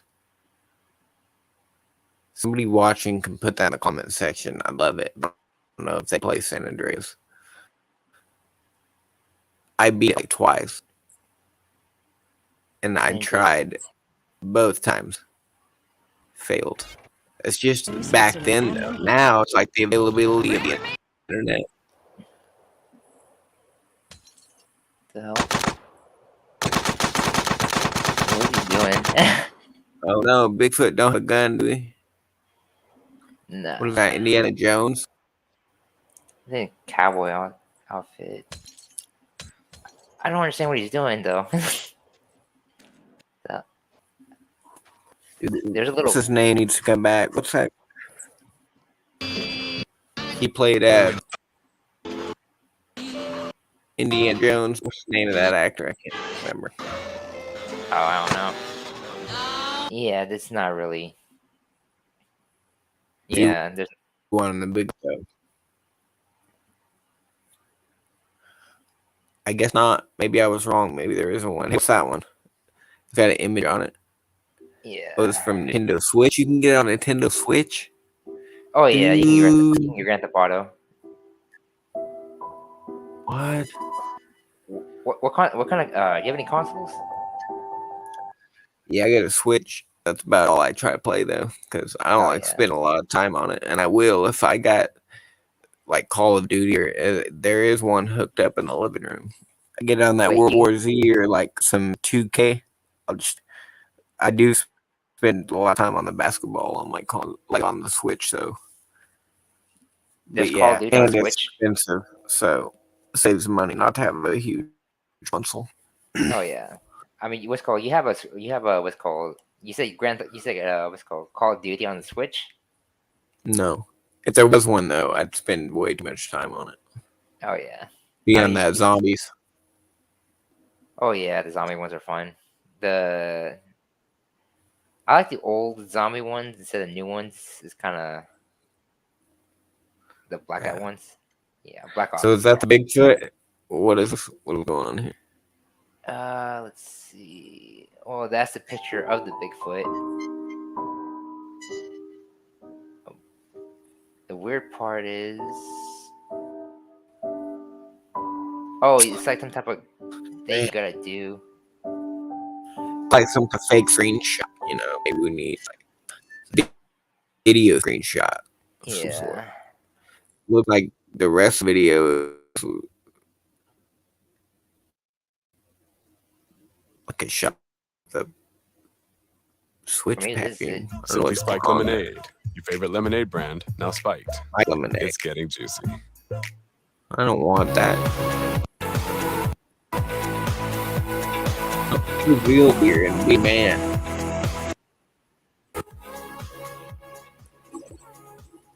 Oh, there's your Bigfoot. Where? See nothing. But a fog. Yeah, see that thing running away? Okay, why is it zoomed out like that? Come on, go get him. Dude, they got this guy all fattened up. He can't run. Now you're gonna shoot the Bigfoot? Don't kill the Bigfoot. You need him alive. And Well, make I more mean, money. like, Do a selfie out of this world. well, I mean, Bigfoots are known to be really strong, so I mean, you got close enough to it. I'm pretty sure it'll clobber the shit out of you. Oh, there he is. Is that? Oh my God! Why is he getting closer? Because you're trying All to kill it right, and this try is to the kill you. moment, dude. Here it is. Looks like he's wearing something though. That's just all that fur. Dude, it's coming after him. This is awesome. I've never seen this. I want this. I want to do it.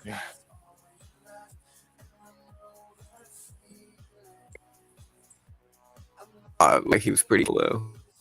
Now it's kind of spoiled.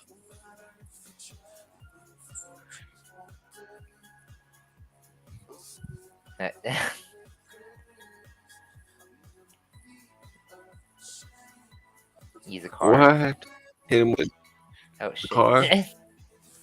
Oh my, he's still alive. Oh, now it's on. Now it's on. He's got some kind of a horn. That is a badass Bigfoot. I told you it was one of those special species or something. The rhino Bigfoot or something. Dude, that thing's... Dude, that's next level Bigfoot. Is that a rhino Bigfoot? Yeah, dude.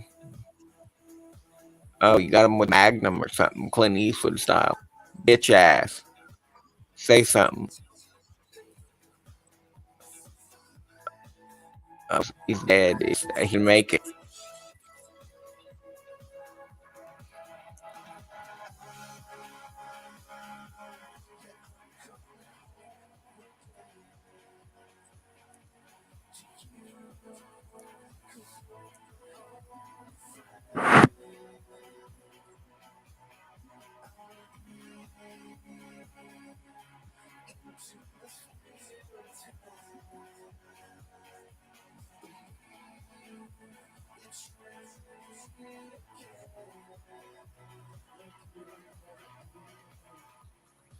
Yeah, that's pretty much it. Oh my God, he's getting a jet. Well, I mean, he was using cheat codes, so you know. Yeah, I love those games. Yeah, I mean, do you play Call of Duty on the phone still? No, I don't get it. Unless I'm on a console, then I play with zombies usually. No. Unless World War II, that's probably my favorite one. And then Big Red one, that's awesome. And then just Call of Duty 3, pretty bad. I like them. You ever played Breath of the Wild? It's bad. Wait, what? 3 years better. Normally, the Black Ops zombies. Oh yeah. This is the new. What's it called? I haven't really. Are they making new Black Ops already? I don't No. think so. No.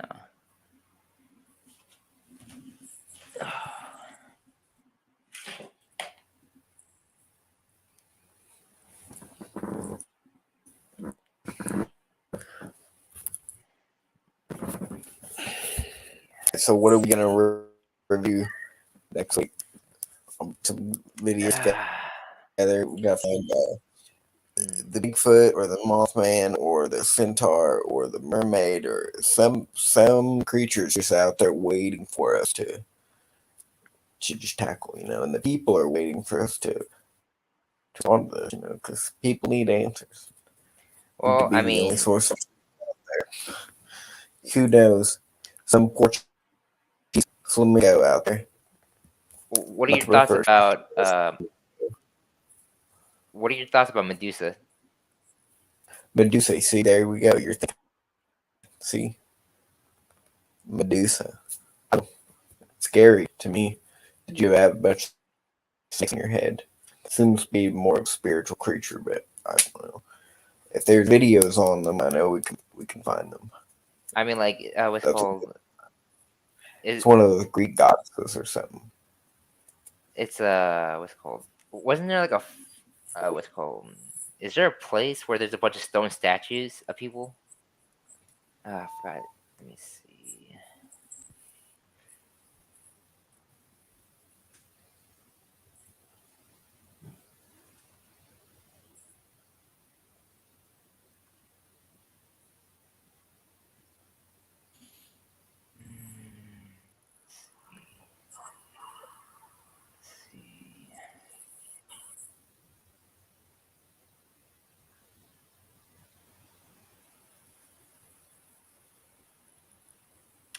Oh.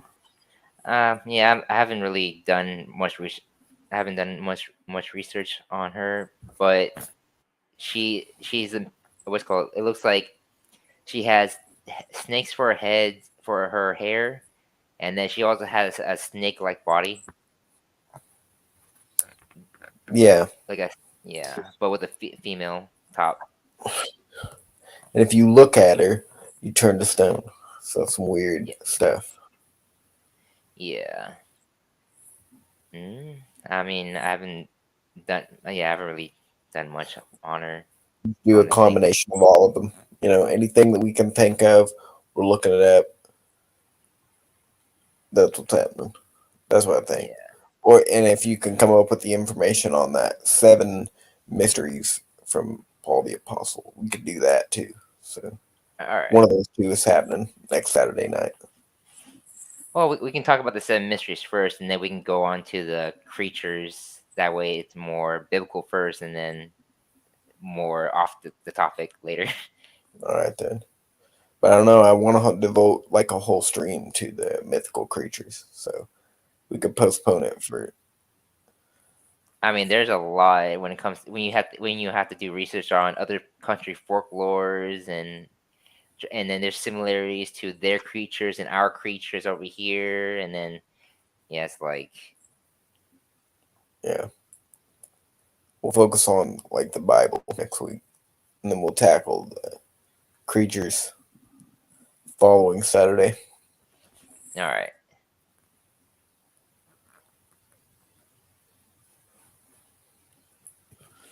Any other closing statements? Nope. Besides trusting the finished work of Christ, and the only way you get saved is believing in what He did, and it's not what we do. It's trusting in the death, burial, and resurrection. For He died for our sins, was buried, and raised again after the third day. And we're not saved by the law, and and you can't lose your salvation. Neither can you give up your salvation. Amen. Mm-hmm. That concludes the seminar on the end of time. Thanks for tuning in, everybody, and stay in prayer. God bless America. I'm Chris Silvius. This is Peter. Y'all been great. We're going to go to the background, so see you next time. Peace be upon you.